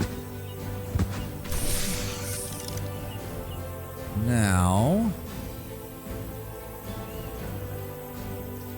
Yeah, I guess they're all counted as being in the forest, even though I don't think those guys are, so I don't know why I can't hit them either.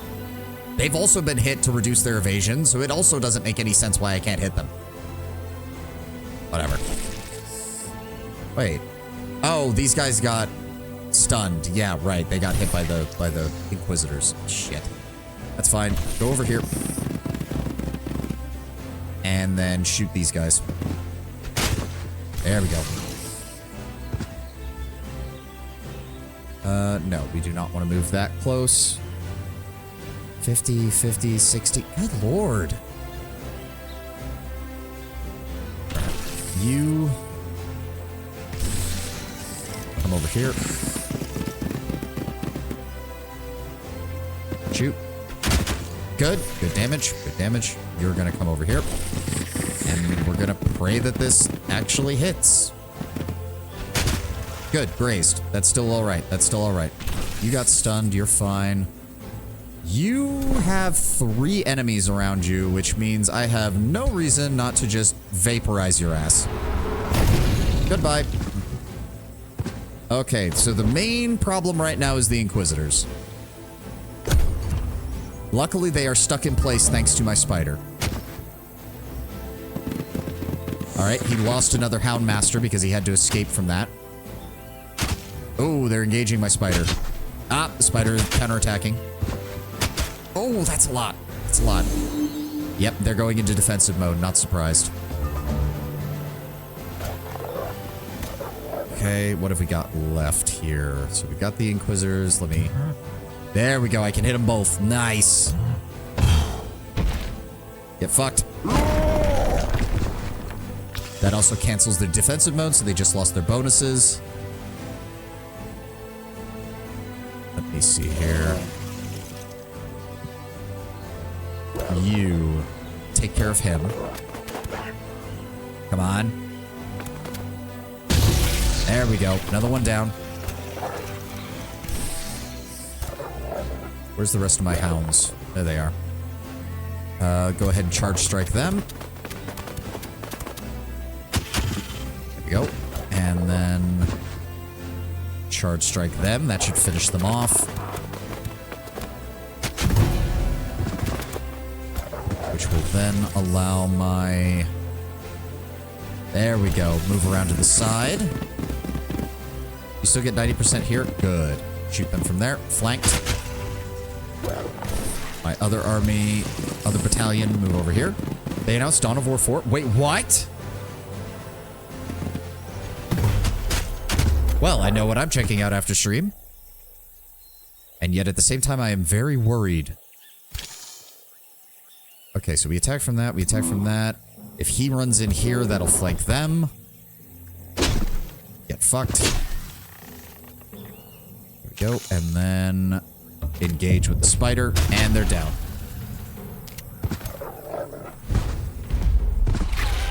All right, that's taken care of. And we also made 30 gold off that. The true identity of the traitors is revealed. They were spies sent by Brassgate. Oh, that's interesting. Following your confrontation, you interrogate the remaining leaders of the group of spies. The Inquisitor refuses to speak. Fortunately, some veterans in your entourage have key methods of making people talk. Space Marines, Mechanicus, Orcs, and Necrons, and Cyrus from Dawn of War 2 returns. Ooh. Wait, so Blood Ravens are going to be the main Space Marine faction? Oh god, I'm going to have to check that out after stream. The Inquisitor breaks before anyone even lays a hand on him. We will tell you their secrets, says the spy leader. Brassgate's transgressions demand a strong response. What will you do? Blood Ravens, yes. Brassgate must pay, prepare for war. No, I mean, we're already moving towards... We need to prioritize the defenses in Cinderhold. Receives an automatic 521 draft. Relations with Brassgate gain plus 200. I'm willing to forget for a price. Good alignment. If that crusade over on the other side of the map starts building up speed, being good might be a good idea. You know what? I'm willing to forget for a price. Give me that gold. Okay, now what do I do? Who else is sticking around here? What is over here? No, he's not close enough to excavate that till next turn. The Pirate Cove? Maybe. It also would improve his ambition. So yeah, that might be a good idea. We took a little bit of damage. We might also kill these wyverns on the way back because they're just sitting here and I don't like it. We need to clear out the wild animals around us. And you. Let's just keep moving. I need to know more about what's going on this side of the map. A dark lair. Iron deposit. You have selected a magic material. Haste berries. These when have NX various 20. unique effects if acquired Founding, via migrating, and annexation absorbing or cities through takes trade. -2 turns. Gathering Ooh. all materials from a category will yield a powerful empire-wide bonus. I'm just impressed that they would go with Mechanicus for Dawn of War 4. It's insane. I mean, I guess maybe they wanted something different other than just Space Marine and Guard. That would be my assumption. Plus, Mechanicus has... To be fair, Mechanicus wasn't an army back when the last Dawn of War came out. And no, I'm not counting Dawn of War 3. It doesn't exist. Really weird that they skipped 3. Don't know why they went from Dawn of War 2 to Dawn of War 4. But hey, whatever. More Dawn of War. Alright, that's still getting built. 25% of draft is being transferred to food. Does that actually show it in here? No, it does not. So that gets added on top of that. Okay. Oh, our ruler leveled up. About time. This enchanting grants 35% additional binding essence. Gain 10% damage on all attacks. Gain access to the Rune of Power Rock infusion. What does that do? What does that do, game? Let me mouse over that. +3 physical damage, 60% chance of inflicting bleeding. This also gives access to Rune of Protection Rock. Rune of Command Rock. Gain 3 status resistance, plus 20 hit points, and 1 maximum infusion item. Standard was always Space Marines, Eldar, Orcs, Chaos, so them replacing Eldar and Chaos with Mechanicus and Necrons is a bit wild. I've joked with a friend like, what will you say if we get AoW4 at Gamescom? Well, now we get it. Warrior's Fervor dispels 1 negative status effect per fervor consumed. Gain +1 fervor whenever this unit takes damage. Yes, I've been using my general as a oh, right, I almost forgot. Reflects 20%, increases unit upkeep by 10 mana. Okay, so giants consume mana quite a lot. At the start of the turn, dispel 1 negative side effect. Unlocks Soul Draining Strike, which inflicts Soul Bound. Oh, that's more for necromancy kind of stuff. Although the -2 to morale for stacking up to 5 times isn't bad. Guard Rune gives Zealous, which allows it to deal spirit damage and add 10% of damage against condemned units, as well as Shield of Faith. Unit's base upkeep is reduced by 10, and attackers have a 60% chance of suffering remorse. The Vitality Rune gives... While army leader, all our animals in the army have flanker and lower upkeep. That doesn't really help him. Damage Rune just gives a 15% bonus. Base attacks, 60% chance to remove 1 positive status effect. At the start of each turn, gain 2 defense and 2 resistance until the start of the next turn until the unit moves. Unfortunately, we use him as a line breaker, so he is going to be moving a lot. Critical Rune is 15% critical hit chance. The unit grants double the morale bonus to itself and its allies when killing an enemy, and it can also add fire damage. And lastly, Reflecting Rune reflects 20% of the damage sustained by enemy melee attacks. Adjacent friendly units gain 2 resistance and lightning strike. I like the Reflecting Rune. I like that. So we can give him lightning damage. Critical runes sound best. I like the lightning. And we're going to plus the ability to reflect enemy damage. If I'm using him up front and I'm using things like Fervor to give him strengthened and to improve his resistances, then this is still a good option. As for his next skill,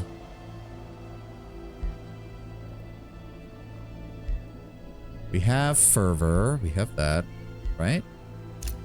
Yes. And then we can pick up damage sustained by the target friendly unit is transferred to this unit with 50% reduction, plus 1 defense, plus 5 evasion. And what is that? That one's not that good, but what does it unlock? Unit gains plus 3 resistance and plus 3 defense against magic attacks.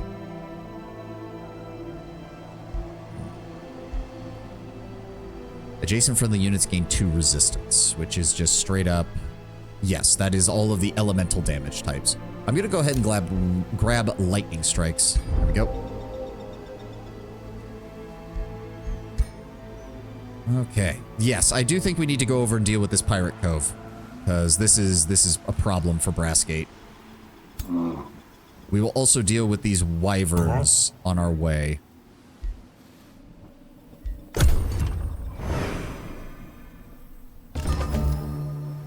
Your axe is blue now. It is glowing blue, yes. Okay, Astad produced the tavern. That handles our issues there. They're still just hanging out there, which has me worried.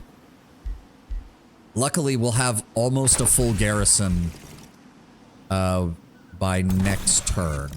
Let's go ahead and move you over here. Let's see what else. Astad, I need you to build... What have we got?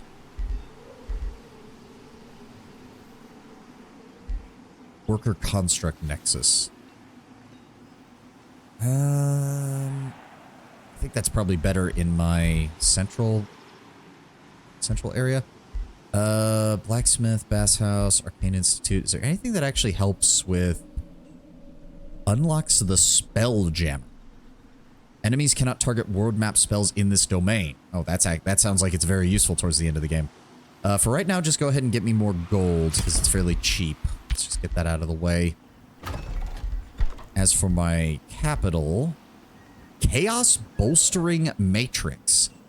Chaos buff and healing spells grant 3 strength, and only a single boostering matrix can be built in your empire. Is that area wide?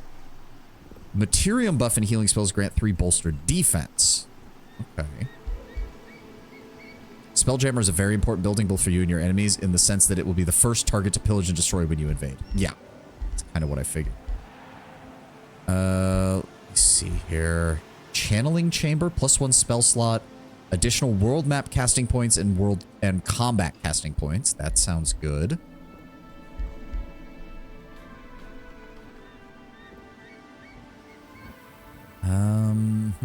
Worker Construct Nexus. What is the best choice? No, that is that. That looks like it's the best choice because it's connected to the most provinces. Yeah, we'll go with that. And then once that is done, Order Bowstring, that grants 3 fortune, which does grant critical hit chance, and it immediately fills out the stack. Strengthen seemed like it would be the best, but Materium boosting bolstered defense does pair with pretty much everything we do. Room of Recall is quite useful. Yeah, but it only works for my king, which is kind of a problem because, I mean, it's useful. I definitely do need it. I just, how much does it cost? Oh, okay, it's not that expensive. We'll throw it into the construction queue. Yep, that's taken care of. We can now get, when you win a battle, have a 25% chance of gaining a tier 1 or tier 2 unit. I actually want to grab the Breastplate of Champions. And I want to put that on my king. Where is he? +2 defense, 20% damage with melee, 20% critical hit chance. Confirm. And actually, now that we have that, I will change his outfit to the full armor. There we go. Okay, and now we're going to move you over here. And we're going to engage these wyverns, get them off of my territory, or my soon-to-be territory, rather. I want them gone. Oh, okay, fine. You really? Okay, fuck you, game. Oh, you again. You're the most pathetic ruler, and that is how it should be. Yeah, fuck you. You have enough problems, okay? The monkey people hate you as much as they do me, and they're closer to you. You've got the fucking frog people sitting on your doorstep. Every time you build a new city, they build another one right next to you. You've got your own problems, buddy. Deal with it.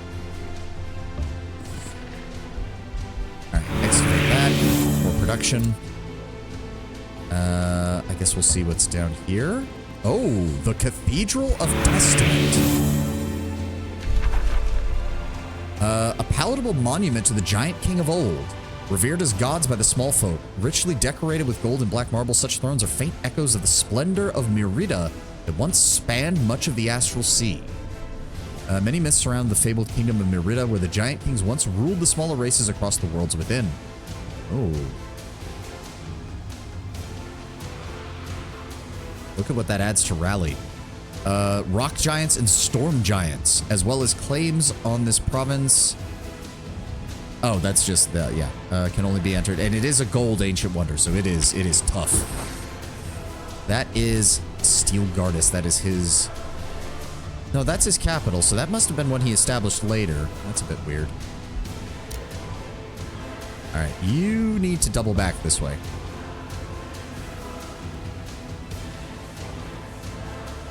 Suddenly, the fucking soundtrack just decided to go all out for no reason.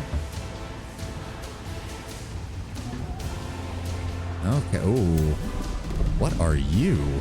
A roving furnace protected by a bunch of copper golems. Okay. Oh, you still have movement. Just keep moving this way. As we'll see what's over here. A derelict workshop. Infestation spawner. Okay. And then there's you.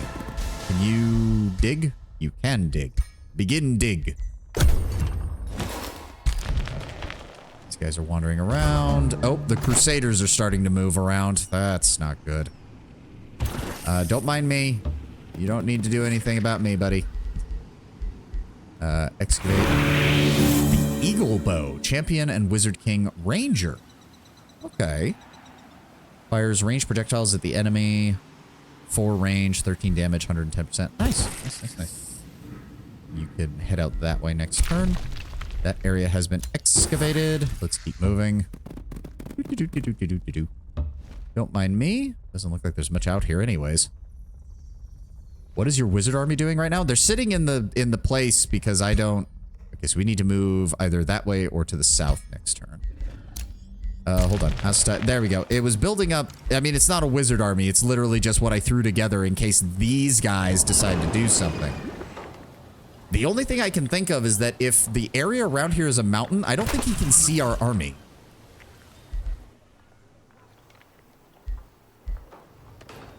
Because we have the whole mountain hiding thing or whatever. We have 5 turns to decide what to do about him. Oh. Your heroes, Devon the Attuned, ask for an audience. I ask, see how others achieve their ambitions while I'm waiting for my chance to prove myself. I seek renown like any other. Do I not deserve it? Am I unworthy of glory? I plead for your guidance. He has grown frustrated with his current ambition. We could change him to a collector. Have an item equipped for 3 turns. That would make things pretty I mean, we've already got him on items, so that's not a bad idea. You get these semi-frequently. Yeah. Govern city. Well, we don't have him as a governor yet, unfortunately, so... No, actually, that's fine. Being a collector will give you the credit, you see, because you already have items, and I can give you more items as we find more items, so... Or as we build items, one or the other. Alright, let's deal with these assholes. We only have about 20 minutes left in the stream anyway, so let's just clear these guys out. Oh, this map again. Okay.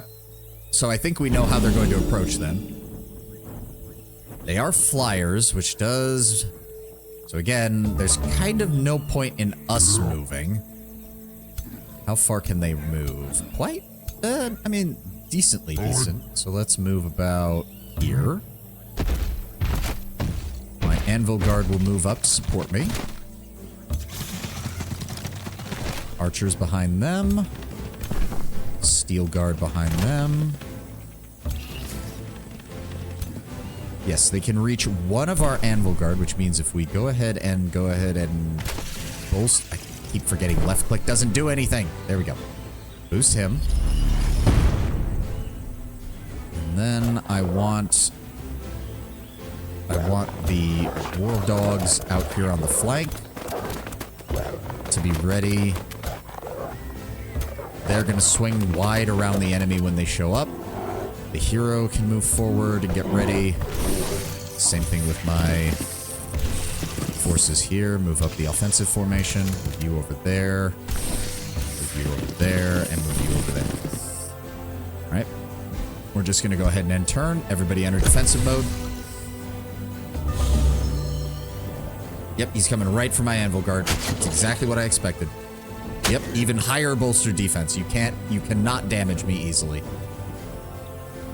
Oh, that's unfortunate. He was able to get around that. Okay, hold on.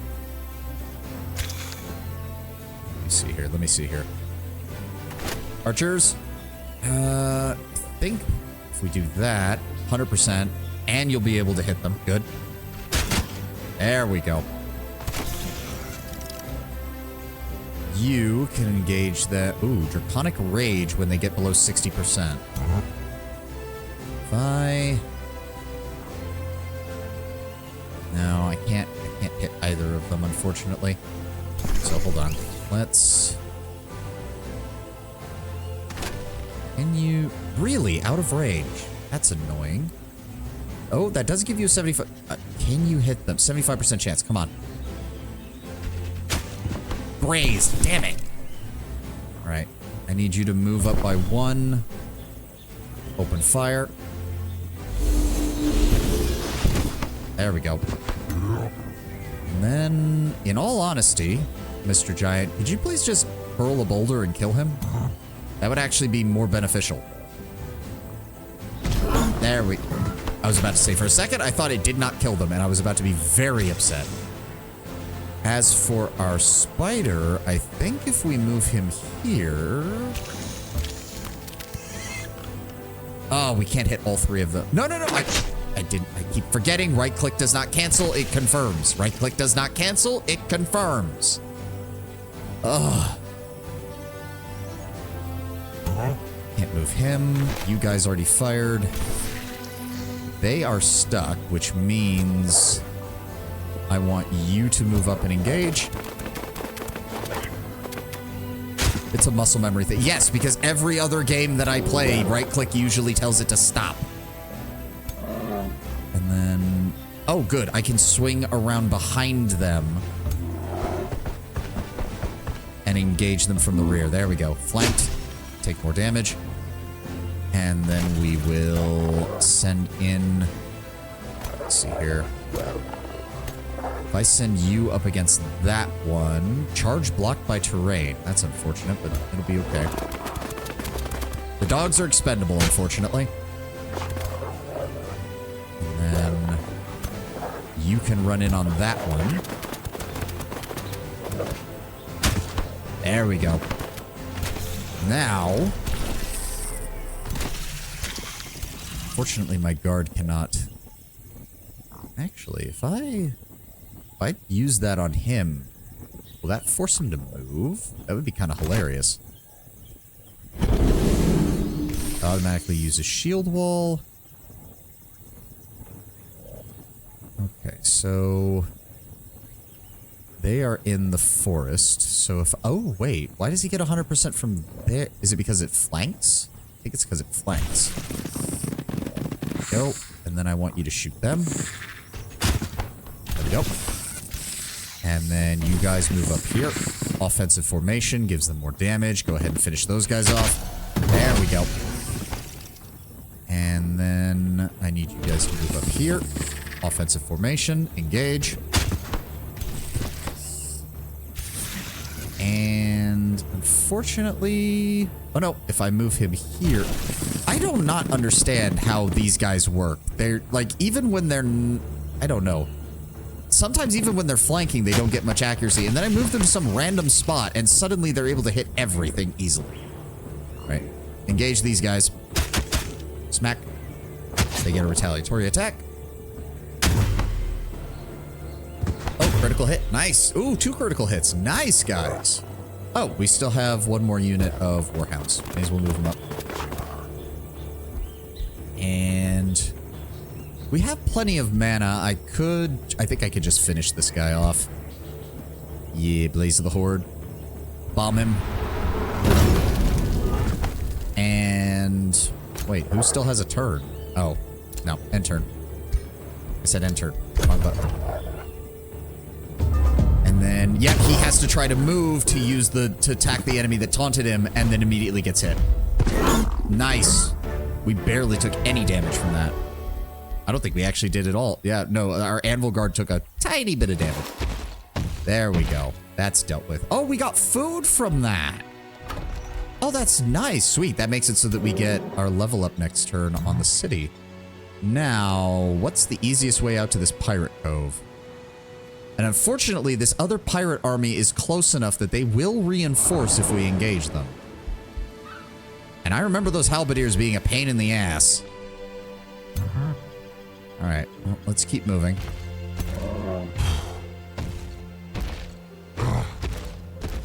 Why are you saying you have 0 movement? What? No. Go over this way. Also, no hounds for that fight. Yeah. I mean, I'm hoping that... like, look at this. I'm hoping he's about to deploy some of his units off in this direction. If he can draw one of these armies away, we'll be set. Stod has its vendor now. Let's go ahead. Throw on the Caltrop stash. I want to start building improved defenses up here just in case. Oh, and we can grab another province.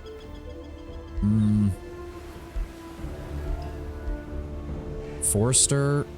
Why does that give... oh, right, because it's next to the... whatever I built over here. Right. So Forester gives that. Yeah, let's go ahead. Oh, no, it's because he's a Trollkin governor. Ah, fuck it then.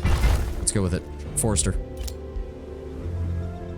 Cathedral. Doesn't look like there's much else over here. There's another entrance to the underworld?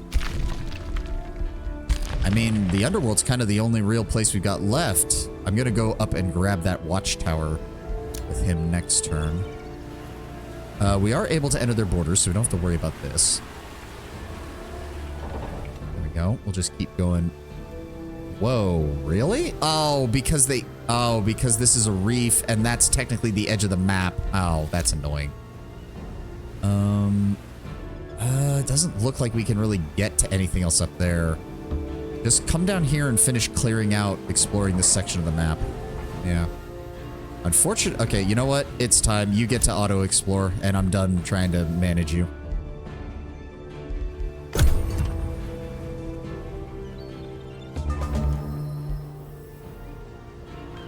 And his armies are now scattered all over the place again. They're not actually advancing on this. Why are you not doing anything? He's actively attacking one of your areas. Do something about it. As for us, water provinces are not as good. Quarries, Forester. I'm thinking more quarries might be a good idea right now. We're going to push towards this Forbidden Shrine because I would like to get that and deal with these invasions down here. In fact, another city like right on the other side of this mountain once we clear out this Pirate Cove would probably be a good idea. So yeah, let's go ahead and grab a quarry here. Just move this way. There we go. Well, we might actually be able to grab that. It doesn't look like there's any defenders. You just go out here. There we go. Free gold. And honestly, go ahead and just start exploring. As for you, ooh, there is an item up there. Hold on. Nobody's protecting that? Oh, sweet. Food. I'll take it. Oh, that gave him enough food to... Oh, sweet. To annex another province. Sweet. Again, I need to deal with that guy in order to make this province any worthwhile. Okay. Oh. Harty Eins 23 is now aboard. Hardy, welcome. Thank you. Thank you for the follow, man. Thank you very much. We don't have too much left in stream, but thank you. It means a lot to me. We're almost to 100 followers. Almost. Almost there.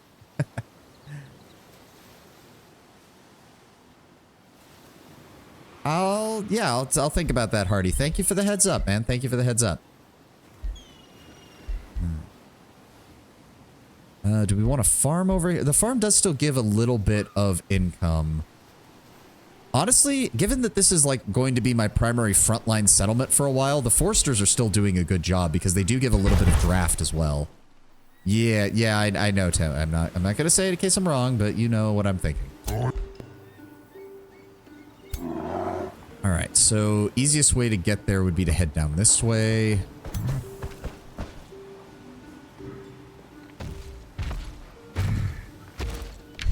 Oh, wait, what? No, what? What the shit are you? No. I did not tell you to do that.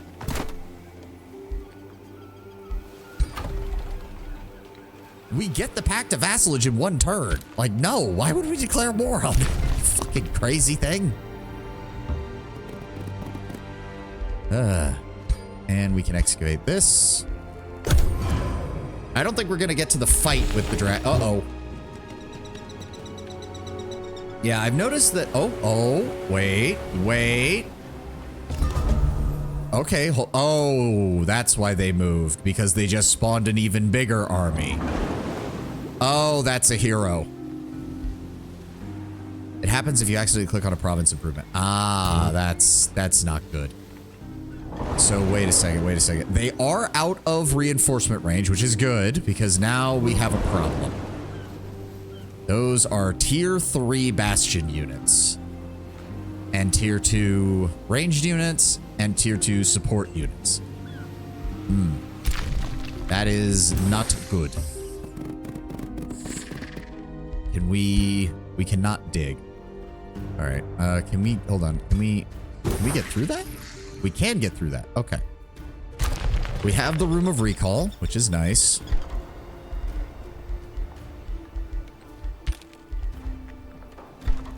What else can we build here? Grand Mill does give production and food. Monolith gives mana. Wizard Tower Apex we can get, which would provide some additional income. Plus, starting rank to every magic unit allows the summoning of tier 4 and tier 5 units. Unfortunately, I haven't really summoned anything, so... let's go with the Stonemason. It's nice and cheap. We'll just grab that. What else have we got? Oh! Rainbow Clover acquired. Where? Where the fuck did I get that?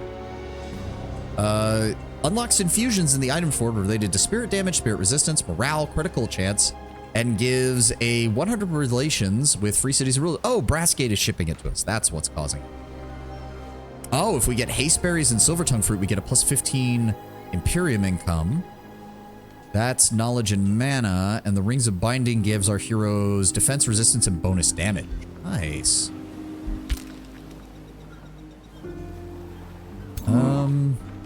Okay, so he can engage the fight, which means if I move here, is this going to be counted as a water battle because they're on the water? I don't know if I have time. Hold on. Wait, no, we only have 4 minutes. Let me finish up the rest of my things and we'll set it up so that this will be what we do tomorrow. Let's get the rest of this done. We can summon irregulars. We can recall ruler. You could auto the battle. I like fighting the battles though, even if they do take a little long. I don't really need that right now. These are what we're maintaining. What else have we got? New Empire development skill.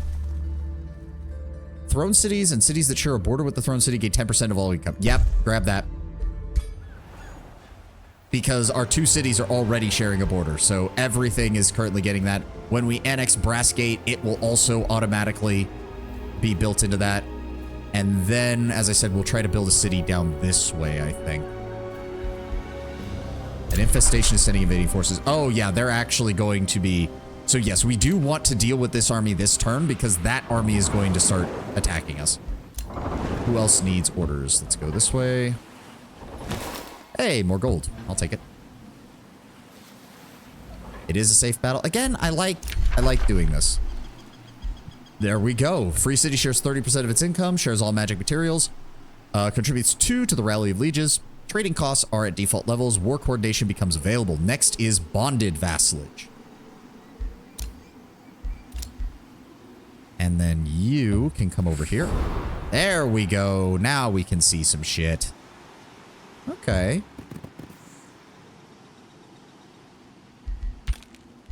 Who's left? You still have to take orders. No, just who else? There we go. And you. Okay, that's it. We literally have like 2 minutes, so that doesn't really... Do we have... What else have we unlocked? Hold on. Forced March. We're almost to Siege Specialization, which is good because we are eventually approaching the point where we're going to need that. Next up... Oh, Special Province Improvements all grant plus 5 gold. That'll be very good because we're going to be building plenty of those. Still not sure about the free... I mean, the free tier 2 units is nice. If we can get those. Pillaging a province, don't really care about that. Raising cities, don't really care about that. Your cities gain 500 draft for this turn. Okay, that's a good right. Force March is 75% less mana and 75% less damage to your units. That is going to be useful. And probably grab... Well, no. Yeah, probably grabbing the other Whisper Stone might be useful at some point.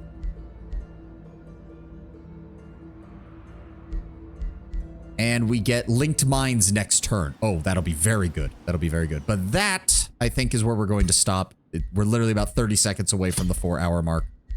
Let me just go ahead. Yeah, 38-1. After we did everything. We're going to start off next session tomorrow with this. I think... View which armies would aid. Actually, he'll be able to help us too. That'll make things really easy. Yeah, looking good so far. This is a nice, simple introduction. Honestly, this is a nice, simple introduction. I'm not against it at all. It'll be interesting to see what we do in the actual story encounter. I'm not sure. We'll see how it goes. We'll see how it goes.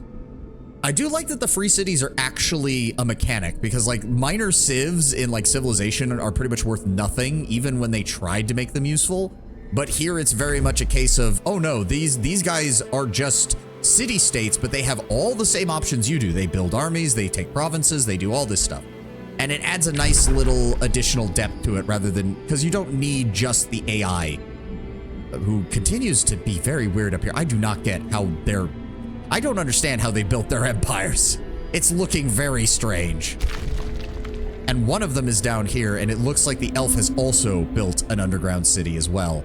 I should probably, maybe I'll do that instead of the overground city. Maybe we'll build the underground city underneath this passage and shore up everything around here.